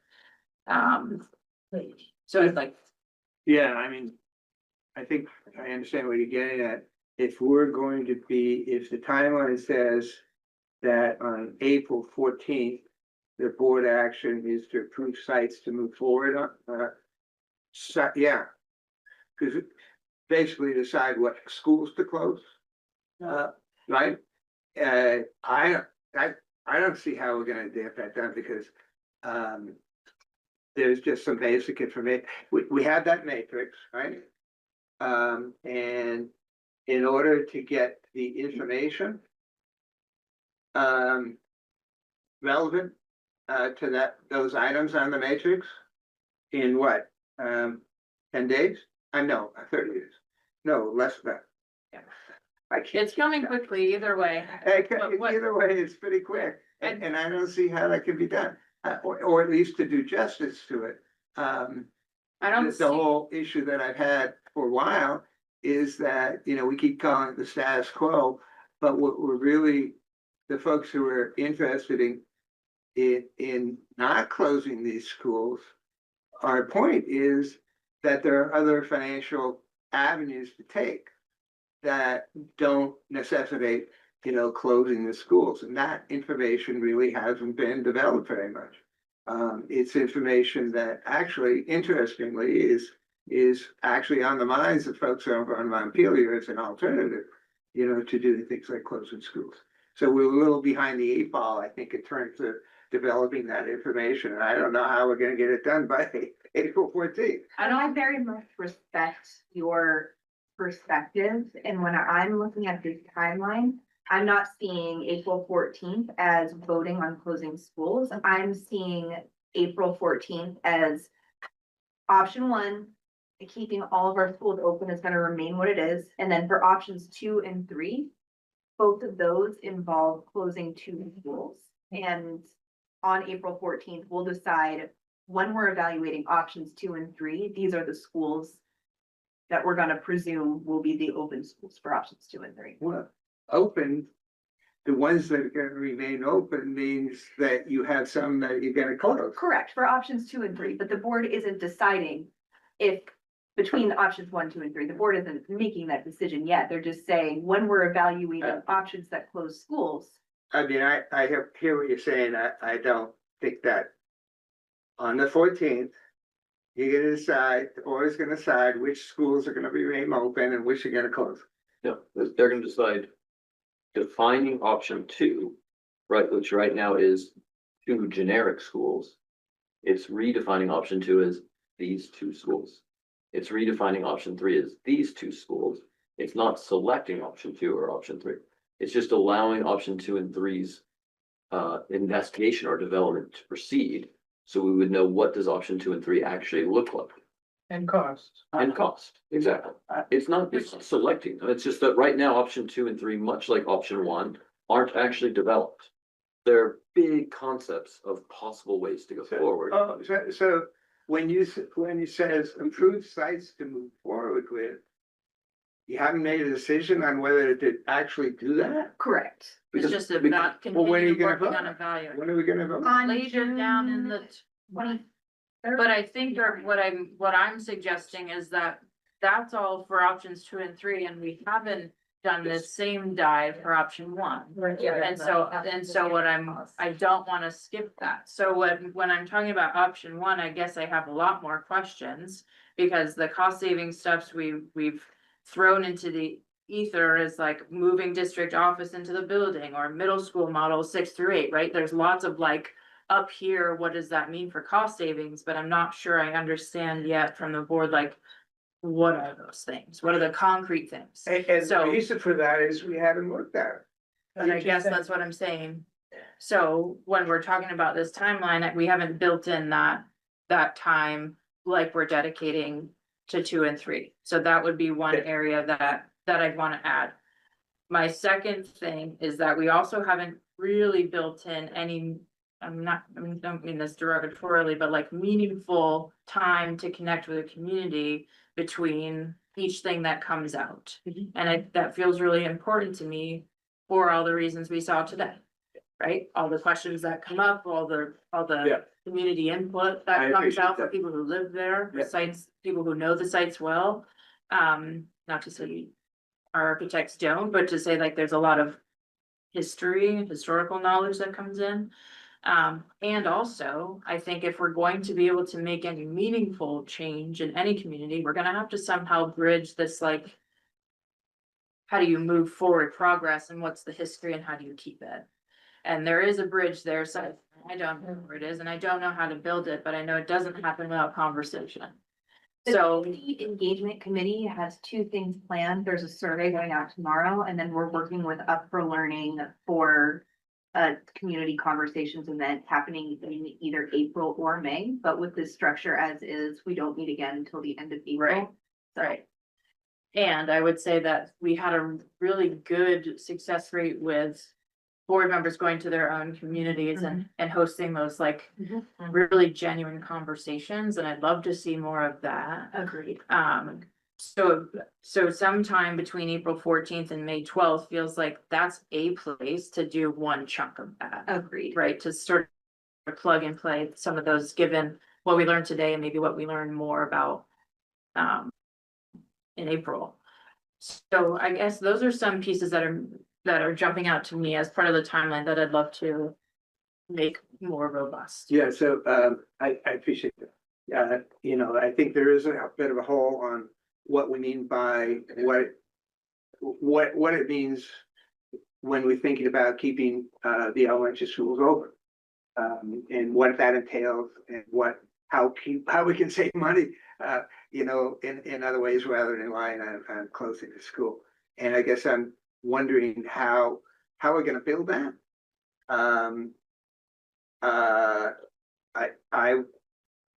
I think we need that discussion as opposed to just saying to Patrick, well, give us some information about that. Well, I think we have an opportunity, the Facilities and Finance Committee opened it up to look at option one and nothing came forward. No, And that okay, meeting went to late. yeah, that's a bit of revisionism. I can't tell you how many months we have tried to get on the table exploration of shared services. This goes back to June. Yeah, but And that's a every different, time we that's a brought that up, both. it hasn't happened. Like, that's a different conversation though, because I can't do that. We can't, right? We could say, we would love to do that. We can't though, because we need buy-in from other districts and we don't have that buy-in from other districts. So I am happy and have been in conversations with other districts. And that might evolve and change as other stuff comes out of Montpelier and otherwhere. Yeah. But right now we can't, that's not a feasible thing for our district to say, we're gonna share services, okay? No, Right? that- So like, let's explore that in And a tandem way. I hear it, that's what's been said for it, I think it's the wrong approach. I don't think we'll get to. If we think we could save a bunch of money by sharing services with the other two districts in our county. We need to work, we gotta fight for that. I don't actually think we can. What's that? I don't think we can save a bunch of money, or not as much money as we need to save by sharing services with. Well, I have, there's data in my period that shows significant savings. And I've offered to bring people in and I think I'm not saying it's not worth exploring. I'm not saying we shouldn't explore it. I'm just saying putting all our eggs in the basket of saying we're gonna share services for the same. And I'm just saying, like, we need to be reasonable about what we can feasibly control too, in terms of costs as we look at those other places. Yeah, and So when, I just think we've blocked, we got blinders up. We have a particular direction that the board wants to go, the administration wants to go. And disagree with you wholeheartedly. without looking into it, there's stuff at the state level that talks about the savings. I'm sure there is. So why don't we want to explore that? I don't I'm understand. not saying we're not exploring it. I'm saying that in order to explore it, you need to have a partner to explore it with. So we could say, if we just put all of our special services in with Virgins or in with Middlebury, and neither of those two districts want to do that, that's a dead end. Yeah, well, I think that's the wrong approach. I think if you really not if you really want to do this, you find out what you could potentially save from our budget by sharing services with these other districts. And get some numbers and go to them and say, would you like to save X million dollars? That puts up a whole different context. Well, do you want to share services? Well, no, they don't. It's just a different way to approach it. Those conversations are happening though. So that's important for you to know, is that those things have been in conversation for many years. It's not like that's a novel concept that's materializing, like that's been something we've been working towards. It's coming up now because Montpelier decides it's important now. Herb, I would also like to gently remind you that when the concept of merging districts with Addison Northwest was on the table, you were one of the primary voices opposing that merger. And what was the reason for that? School closure. Why? But I just. It had nothing to do with the fact that we could save a bunch of money. Levinson showed that we could save a bunch of money administratively. And that was a good thing. Through consolidation. But there was a poison pill in that agreement, Consolidation. in that proposed agreement, which allowed for the closure of the school. That's why that I think Herb, I know this is gonna be a very, We're not gonna solve, we're not gonna Yeah, solve this we're right not gonna solve it yet. now. Cannot possibly But- solve this right now. But what we Alright. need What to we can't do, do is But come up we with a can't- plan on a Yes. timeline to figure out how we can hear these voices. Yes. That's what we can do right now. Yep. I think Maren is correct. I think we continue to offer facilities and finance. I see that the April 28th meeting as a place where we could explore any and all parts of that, and I think we should, and I thought we had some good agreement there. I propose that we continue to open that date. Now what I see is the 28th, and have that be a place where anything in option one that any board member, or community member wants to bring to the table as something that we should explore, we can do together. That seems like a good tangible way to explore some of those possibilities and to formally write down, like, where do we think that those savings can come from? Yeah. So And I that we just, can move forward, so that we can then bring that, just as you articulate, to other districts. That might be one of multiple places on this timeline where we could do that. I hear you, Mike. The problem is, I'm not confident that the board is really interested in that. that's. okay, then you can hold that. Barb, Okay, I'm gonna switch lanes a little bit, and I like what you said, Mike. And I heard what you said, Aaron, about exploring more robustly option one and how those changes could come about. I feel like I'm hitting a dead end myself. So my question is, and to the board, how do we get information to make option one look different, be more efficient, be more like what we want for our kiddos, and meet the needs of the community themselves? And how do we get this information? So I'd be happy to, do legwork, but I don't know which direction to go in. And I heard what you said about shared services, and that would be one, but I think there's more out there, and we really need to have or devote some research to figuring out. I think it would be fair to option one to say, how can we make this work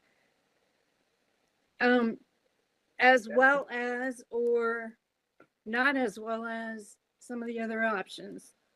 that's what we've been discussing, Barb. So we're thinking about Yeah. bringing that back to finance and facilities, right? So they're gonna keep that information digging going, kind of settle on what are those big buckets of money that could be explored in terms of what makes sense for children, but also makes it feasible financially.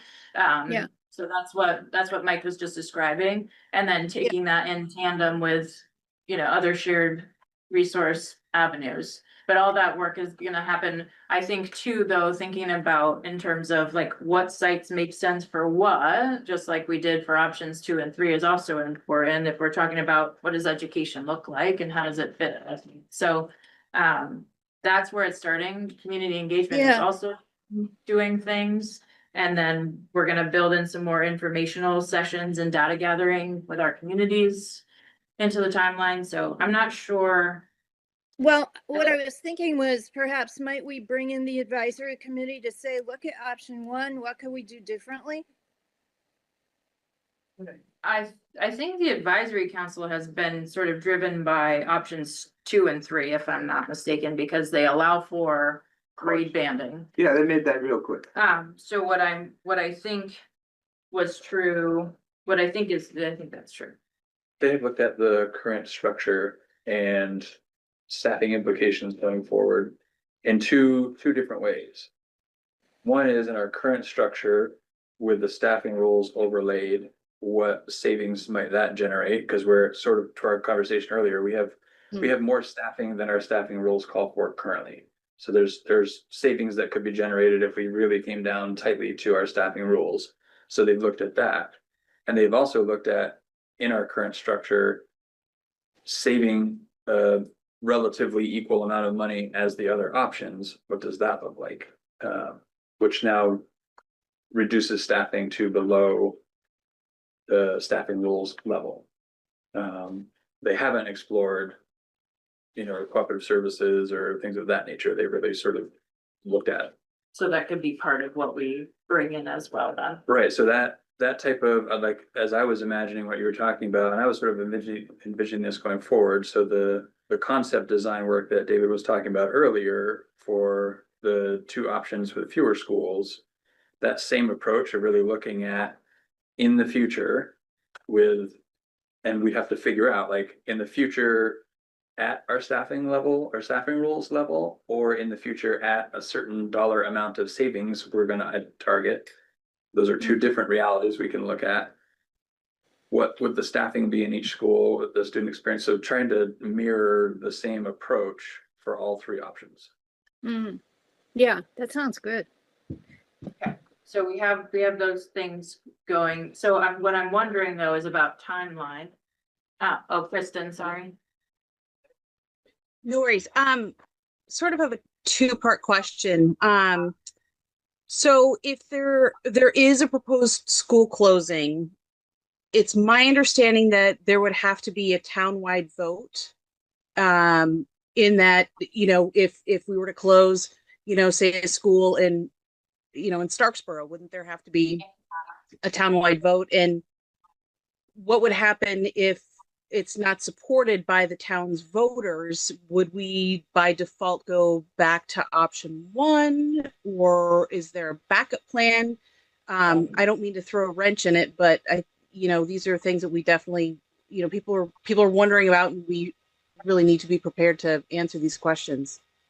Yeah, I think that was the intention of option one, is to, I hate calling it a backup plan because it deserves its see-through, but I think that was the intention, is that we can think really radically about what education looks like and have lots of big ideas and plan around that. And we need to have a contingency for if that doesn't pass the test. So Another contingency we'll want to be thinking about, the two options that involve using fewer schools both involve using two fewer schools, which presumes two town votes. One town could say yes and one town could say no, and that's not any one of the options we're talking about. Yeah. So that's a contingency we'll want to be thinking. Can I just clarify, I guess maybe Patrick has clarified. When you get out to November, the objective is vote on an article, but it also says MAUSD electric / individual towns. And I actually don't know what that means. I would hope that before an elementary school is closed, that you recognize that you need a affirmative vote of that town. Is that correct?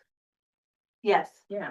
But it's a vote not just from one individual town, it'd be a vote from all four towns in the No, district. it's not. Correct. No. The town where the school sits It's the town has to vote. school is located, which is But we why, can do an advisory vote of all the towns. I'm sorry? We can do an advisory vote of all the towns, so if that's not super clear, it's probably because there's more to learn about, right? What would be the advisory vote? What would that for? There's lots of flexibility, we haven't even started that conversation yet, right? Well, I guess if we're gonna have it on the timeline, I'd like to know what that means.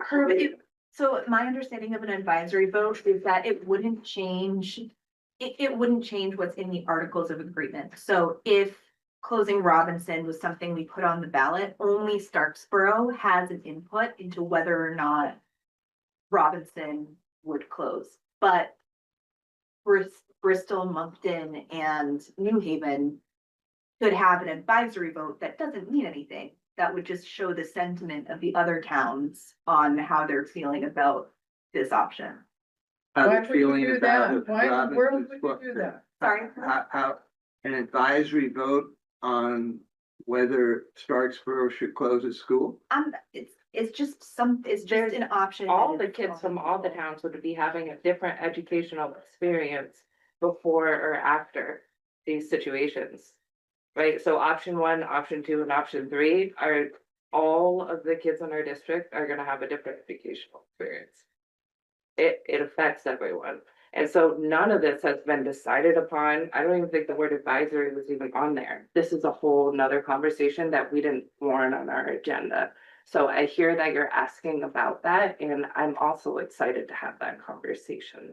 Yeah, I mean, I'm not really interested in improving a timeline about something I don't understand. That's not on the timeline, Herb, so there's nothing to understand. Right. What do you mean? Advisory votes are not on there. Well, but we were talking about November 3rd, participants, MAUSD electric / individual towns. I get the individual towns, you have a vote. I don't know what the MAUSD electric means, and that's when people started talking about advisory. There's so much more to learn. We've so much more to figure out and talk about. So I guess what we're trying to do today, and that I can understand why you're asking that question. What we're trying to do is get a general outline. Where are the big chunks of time where we really have to nail something down? Because there are kind of crux points if we're gonna make any change, even in option 1. If we're gonna say we're gonna move stuff around and make it better for students and ourselves, like there are gonna be crunch points where we have to make those decisions. I think those critical points, in between those critical points, there's some stuff missing for me. I'm okay with if we can identify those big points, like June, for instance, would be a big point for us where we might actually have to make a choice about what's the first option we're really chasing and what's the secondary option that we're supplementing should stuff go sideways with the first option we choose. June for me feels like that time, because then in July we're off. And in August we could come back, right? Yeah, I get that. Right, so It just- thinking about that. It just seems to me that the option of not closing any elementary school needs to be on the table. I agree with you. But it seems, maybe I'm getting a little paranoid, it's possible. I'm worried that the lead up to the June is kind of structured in a way that won't allow for a good choice about that. I don't want to have to go over the vote. I'd rather have the board say, geez, this isn't a good idea, especially when a town is opposing it so vociferously. So I guess we're in this interesting point though, because we're being asked to be very transparent about what we're doing and when, and have it really laid out for everybody, and I want to do that. And it feels like we're all discussing things that we feel like aren't fully represented the way we might represent them here. So between now and Tuesday, April 28th, we could hem and haw over this again and come back and say, this is what we need to say when we have our timeline. And be really, really dedicated to saying April 28th, or whatever date is. 14th. Thank you. April 14th, this is our time. But that would be like quite literally the latest date we would want to do that. There's so much to do. So I'm really worried about this idea of kicking the can down the road too far. In the sense of like, we really want the towns to know what we're doing and when. Because critical things are starting to come up, right? Like this conversation tonight. Right? So I don't want to push it out too far where we're saying people don't know. Yeah, I hear it. And on the other side of that, you don't want to make decisions when you don't have the information. Well, that's what I'm saying. Like, this is a really crunch. I'm feeling the tension of that. Yeah, and I'm not. Or could you just, I think it might be easier if you said for now, until that June time, what's missing? So that we, the board discussion, I know there's gonna be public comment, I promise. I'm literally asking, Herb can tell us, we can amend this timeline literally right now to fill in those spaces to make sure that we're able to explore these in the way that you want. I think that's what the point of this discussion is right now. Yeah. And I think the concern or the challenge that the board's having right now is, or at least I'm at, I don't know what you want. I'm trying to suggest the 28th as one possible step.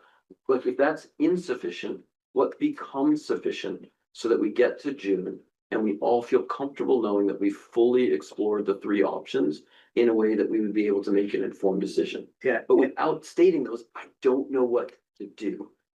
Yeah, and I guess I would like to see the date when we would actually explore the financial alternatives to closing schools.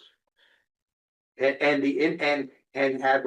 have the board and administration actually, be curious and look into that. Right, so, but given what I see here, like, if we use the 28th, 28th of which month? It's like In April. Well, no, it says committee meetings. I mean, I've been trying to offer this for, well, like, but regardless, that's open right now. We could do whatever people wanted to bring to the facilities and finance.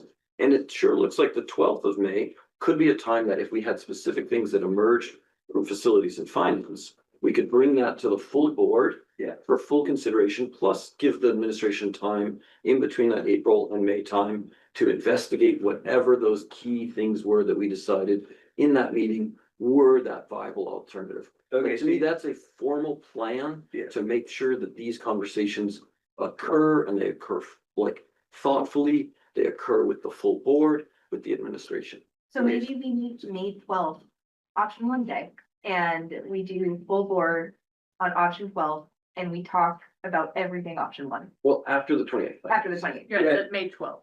May 12th. Yeah, May 12th. Yeah, yeah. As you're thinking about sequencing, right, so the time between identifying which schools to move forward with and receiving the concept design with all the details and the cost estimates, that's about a 6-week window, I think, is kind of where we landed, right?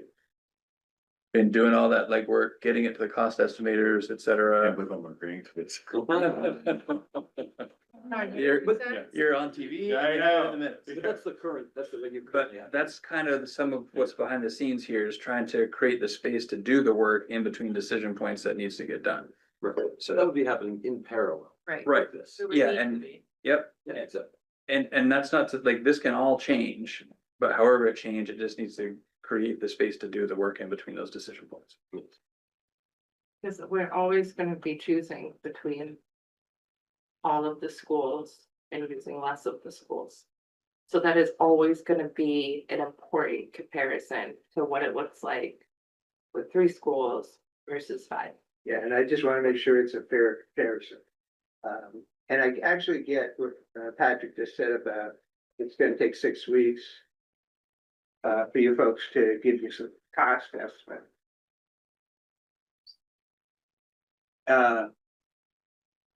Just building up what Mike said, it's tight, but April 28th, let's have at it. Okay, Right, what? I think it's what we, like the best we can do, right? And then, and if you don't have enough information, I'll be whining and complaining again, but that could be a goal to get information. And I hope people really accept it, because I hear. I mean, I've been reluctant to try to develop too much around shared services and stuff, because I just don't hear the love. So I'll trust that. So 28th and then May the 12th. What's happening on May the 12th? I think whatever we identify in facilities and finance on the 28th as like our top ideas.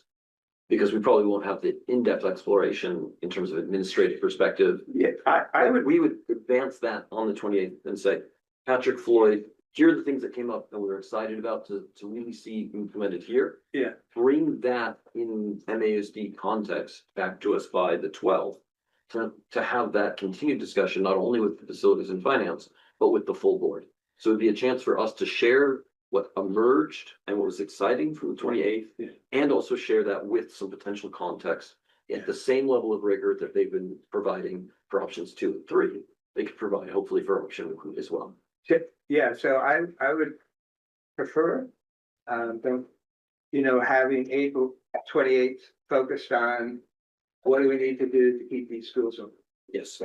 as opposed to also trying to build in options 2 and 3. Oh, no, it's not option, Okay. 20th is just option 1, Okay, and because, okay, fully.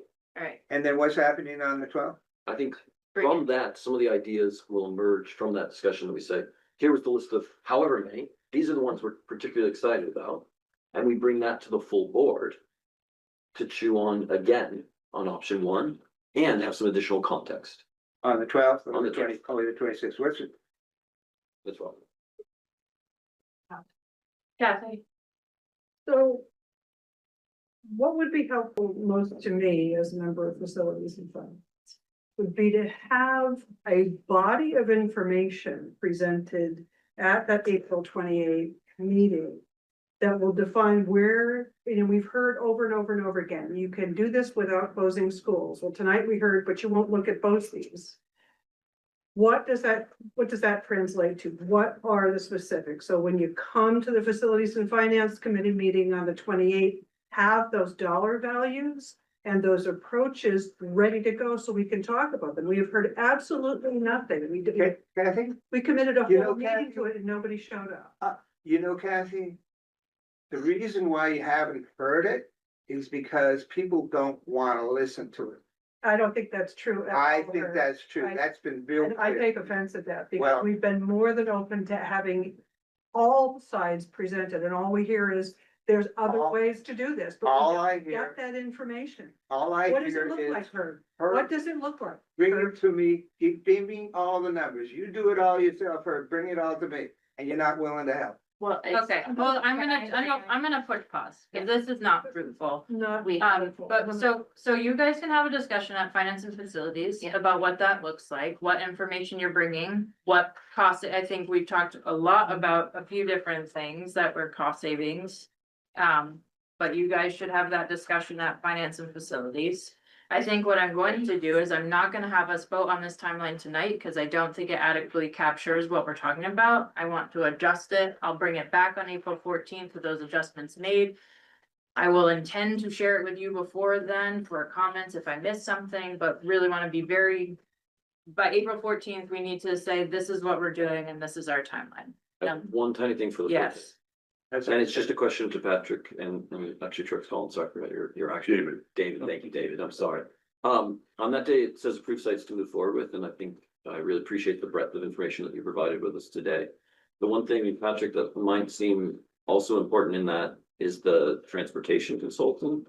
I don't, unless you think that they're relatively equivalent with whatever configuration we end up with. So if you use it, I see you have that scheduled much later, and that might just be the timeline that they're working on. But it would be helpful for us if we're gonna make that decision to know what if any potential transportation issues would arise from choosing different sites. If that's something that would materially alter our decision making. Does that make sense? Yeah, they fit. So similar to what David was sharing earlier about the analysis of all schools and all the options we're considering. It's a similar system with the transportation, right? So high level in our conversations, more or less, it's with one more bus per town, you can make this all work and keep your ride times the same. So I think materially, it probably doesn't have an impact.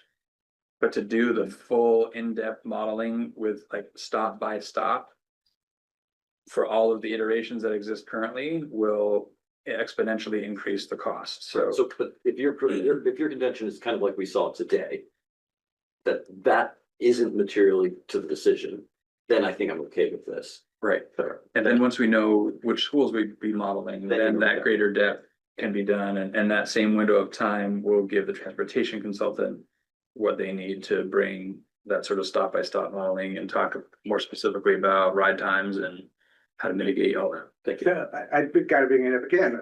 So you get a model transportation for options 2 or 3.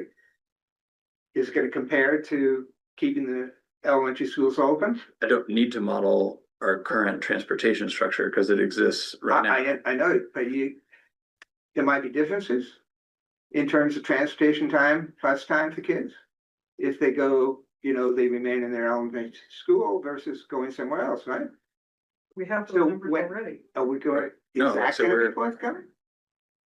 I don't understand your question. So just to show the current bus time, and in some cases, they may be shorter. So just what the current bus times are for students With all schools open. and with all Parents schools use. open in comparison The to actual, something else. But I do see doing that in-depth study once we're down to the specific schools.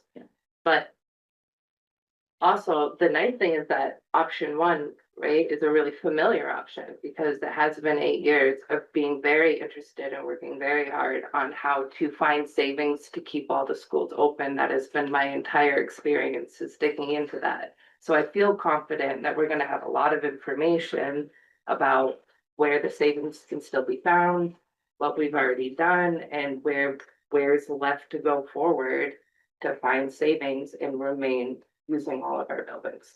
Yeah, and I guess maybe I didn't understand what you were gonna bring to us for transportation stuff. But I think it does need to be a comparison of, you know, how long kids are spending in buses now versus how long they're gonna be spending. Maybe it's better, who knows? But, you know, it's important to Yeah, know that comparison. information. Yeah, the And it's message, a comparison for this, and Right. not just the two options. the message was, what would it take to keep ride times the same if we were to change the way we used our schools? So we were sort of working from this place of not wanting to have an impact on transportation. Presumably, we can live with transportation as it is now, because we have been. So working from that place is what we're looking at. Can I just follow up on this big meeting on April the 28th, right? And I think there are a whole lot of metrics and information that will inform those metrics that go into the decision to closing the school. And so it's not just cost savings is important. And that's where the alternative savings comes in, because that's relevant. Very relevant. There are a bunch of other metrics around student performance, Yep. SEL. Which this board hasn't, we're gonna get to that. That's part of, one of the things on the timeline is honing in on what are those other pieces, so we can start to direct Patrick and the administrative team to get that information to us. So we have that worked in for all options. When is that gonna take place? 'Cause May 25th. we've been talking May about that 26th. since August too. Yep, and it took us all this time to come up with the buckets of stuff we actually wanted to look at and start to work on a timeline. So now here we are, and the next phase is getting all that information put into the matrix so we can start really honing in on what we mean when we say this is better for our students and better for our towns. Well, but you can actually could have started a long time ago in terms of performance data. You know, for how kids are doing now. How the lower income kids are doing. How the special ed kids doing. Out of context, yep, you're right. So I agree with you. I'm not disagreeing with you. I'm just saying, like, we didn't do it then because we did a lot of structure work to make sure we were set up to do that work well. So We're moving on. So we're going to May for that. That conversation will happen in May. May. Can I please get a motion to table the action item to approve the So moved. timeline? Second. Cassie. All those in favor of tabling that action item, please say aye. Any? Great. Public comment, please. Nancy? A couple of things I want to say and also ask, before you leave, please, David. Yes. Is that your name? Yeah. When your company was here the last time that Yeah. we addressed the board, I can't remember, was it you? No, Okay. no. The person who was speaking to the board, that night, was saying that, from the initial look at our situation, no matter what we did in relation to option one or option two, it would require a bond, it would be a bond issue. That's what would be needed. Is that still how you look at it? Yes. Okay. Is that directed Option, to the two options that we looked at tonight. your public comments to the board, right? Oh, You're okay. It's Okay. okay. She knows. yeah. So your question is there a bond? Yes, there was a bond. Okay, Mhm. and well, then, that was all I wanted to know. Great. So you can go, I Thanks, guess. David. No. Let me tell you, Okay, there's more questions. my other things I wanted to say. Happy to Mike, stay. you were talking about dealing with option one with the same level of rigor that you've been dealing with the other two options. And, you know, from what I can see, you're investing a lot of money in consultants. You're hiring an architectural consulting firm. You're hiring a transportation consulting firm. There's a lot that you've invested as a board into exploring those two options. You've also convened an advisory council multiple times And really, their focus has been on options that might involve closing schools. That is particular, keeping two schools open and different ways of configuring that. And I mean, I think when I think about approaching the keeping all of our schools open with the same level of rigor, it, in my mind, it really would require, for example, convening the advisory council and asking questions like, if we stayed with this number of schools we have in the grade configurations we have, what should we do to make this the best it can be in an economical way? How can we dream together about ways we could work together across schools, ways we could share resources and expertise in ways that we're not already doing it, that would be exciting and fun and make learning better for kids. And I mean, to help people begin to dream a bit about what we have, rather than dreaming as they have about how it could be really different. So that's one piece. I think another part of the exploration, you know, if you're talking about shared services, I mean, in the last, I think, few days, the Vermont Superintendents Association, the Vermont Principals Association, and the Vermont School Boards Association came out in a joint letter endorsing the idea of collaborative education service agencies, sharing services. And the reason it's different from merging is because it's an agency that the different districts hire in order to share services to them. They don't have to change their articles of agreement. They don't have to change their governance. It's, you know, it's an umbrella, and its design is to save huge percentages of their current budgets. So there are people in the district, in the state, who have become experts about CSAS. One of them is Rebecca Holcomb. And if you wanted to know more about that, you could get Rebecca to come, or have her come online and talk about why she sponsored the legislation on that, not this legislative year. She did it last year and put that, and that legislation, enabling legislation, was put into place. So, I hate to, one of the, if we're going to invest in similarly in, exploring options, another person we might call on who knows us pretty well, or at least he did a while ago, is Nate Levinson. And he would be helpful, I would think, to bring back to us some of the ideas that he put forward and the rationale behind those ideas, so that we could consider those in the context of keeping the number of schools and the grade configurations we have. So if we're talking about a same level of rigor, that's, in my mind, what it would look like. Thanks, Nancy. Dennis? Yes, may I ask Patrick and David a question? Nancy did, so you can. Only because Thank you so much. Yeah. Thank you so much.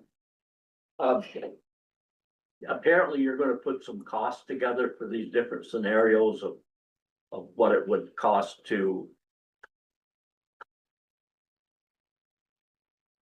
I don't know, revamp Robinson or revamp Moncton or something like that, and so that the board will have a comparison. It's gonna cost this much to do Robinson, and this much to do Moncton, and this much to do Beaman. And are you gonna use the information that your civil engineers gave you? Or are you gonna try to get some better information as to what actually exists at these places? We obviously want to use accurate information, so you're implying that our information is not any good because you found something at Robinson that was different than what you understand to be true. But I believe our information is pretty accurate and suitable for cost estimating purposes. So you're gonna go ahead with Gonna have to have. Well, where We don't have three-phase power, we don't have septic capacity, we don't have this and that, when actually we do. well, there will need to be, improvements to all those systems, and those will be accounted for in the cost estimate. And as they will in any site we look at. Can I maybe rephrase it, maybe a little bit different way? I think we got it. I think Dennis understands what he's asking. Right. But the conversations will continue, I think is what the bottom line is. I have a bit Yeah. different question. It's public comment though. Yeah. Two things. One, I was told before that, the pre-kindergarten was just in Bristol, but it sounds like if there's a plan to centralize the pre-kindergarten, it would be for the whole district. Is that true? It already is. It is. It is Bristol true. currently. Our It's in pre-K Bristol. our pre-K program In Bristol. serves the district, but it is housed at Bristol Elementary. Okay, because there was a bunch of other preschools that I hate to see get put out of business. Yep. And that worries me. This doesn't assume any change to pre-K. Okay. Those private Okay. providers would still. And the other pay. thing is that my other comment is that, in talking about the bond issue, here we're trying to save money and we're putting out a bond that's gonna be impacting taxpayers, and taxpayers are already balking at rising taxes, and so we're making this decision to move students around and have to make, put additions on buildings in order to do this. In order to save money, it doesn't make sense to me to do that. It just doesn't, I don't see how it makes sense. And I just think you're gonna get a lot of kickback from towns. You're gonna say, we're gonna move students, we're gonna close schools, but then you have to pay a bunch more taxes to do these bonds to raise money to put additions on other schools. And then you're gonna be stuck with schools that are empty, that you have to figure out how to deal with. So Thanks, Lisa. that's my comment. Thank you. Sarah's Minji. Yeah, I know. Thank you. Starksboro has a preschool that was housed at Robinson while their building was being reconstructed. And they are now back in their own spaces. They paid money to have redone for their preschool. Well, that's a private enterprise. That's Right. That's not the district's pre-K. The district operates a separate pre-K. All of those are small programs. Let's stay within our. And I think you're saying that would not change. No. Starts. We have no jurisdiction over that. Okay, and my other concern is, I know you mentioned Winooski High School way back in the beginning of the conversation. And coming from that area before moving to Starksboro. They did that major renovation that took 2 or 3 years. And now they've had a major decline. And are on the verge of what do we do with this empty space now? So I think we need to take that into consideration. Or the flip side of that, if we have an area that starts developing and we close 2 schools, then what are we gonna do? I think that needs to be waived into this whole perspective of what we're gonna do. It's fine. Hi, I'm Brittany. So I'm really new to all of this. This is my first meeting ever, so I'm excited to get to learn everything. Probably hopefully see my face more in the future. My area of concern is in the cost savings, for my school specifically, I see some kids with behavioral issues, kids with special needs, that get one educator following them around that we're paying a lot of money for, and I assume that's what's happening in your kids' schools as well. So my question would be when I was growing up, special needs kids, behavioral kids got sent to a specific area in our district. Have we looked at that? Is that an option? Because there's space in our school to have it housed at our school to save money from having all these extra para educators at 40-50,000 per kid, and you have a couple per every class. I mean, that's hundreds of thousands of dollars. So like, has that been explored as cost savings? I don't know. That's why I'm asking. And yeah, we have a ton of space and could house something like that. I'm sure Bristol has the space too. So that's like my big question has all the extra. Is there a way to look at like all the other cost saving measures you guys have taken or explored? Because I just don't know where to find that stuff. And I was hoping to come here and get that kind of information. And yeah, I guess that's my big question. Thanks, Brittany. If you leave your email, I'll send you some stuff. If you leave your email, I can send you some stuff. Okay, that'd be cool. Sarah? Excuse me. I just wanted to clarify one point. I don't know if Dave from Truex Collins is still there or if he headed out already. And I say this in a completely neutral way. I'm not trying to assign any judgment, good or bad, to anything, but I do want to clarify one detail. As a Moncton resident and as a geologist, I just want to confirm for your final report that the land behind Moncton Central definitely slopes downward toward the pond. That's probably not a detail that will make or break whether Moncton stays open or closed or whatever. But I, just in the interest of accuracy, I even started to doubt myself. So I went on to the ANR online atlas and looked at the topography, and yes, it definitely slopes downwards. So again, I'm not casting judgment on any option. I'm just saying if you want to be accurate. Thanks. Yeah. I can't hear very well. Thanks, Sorry. Sarah. All right.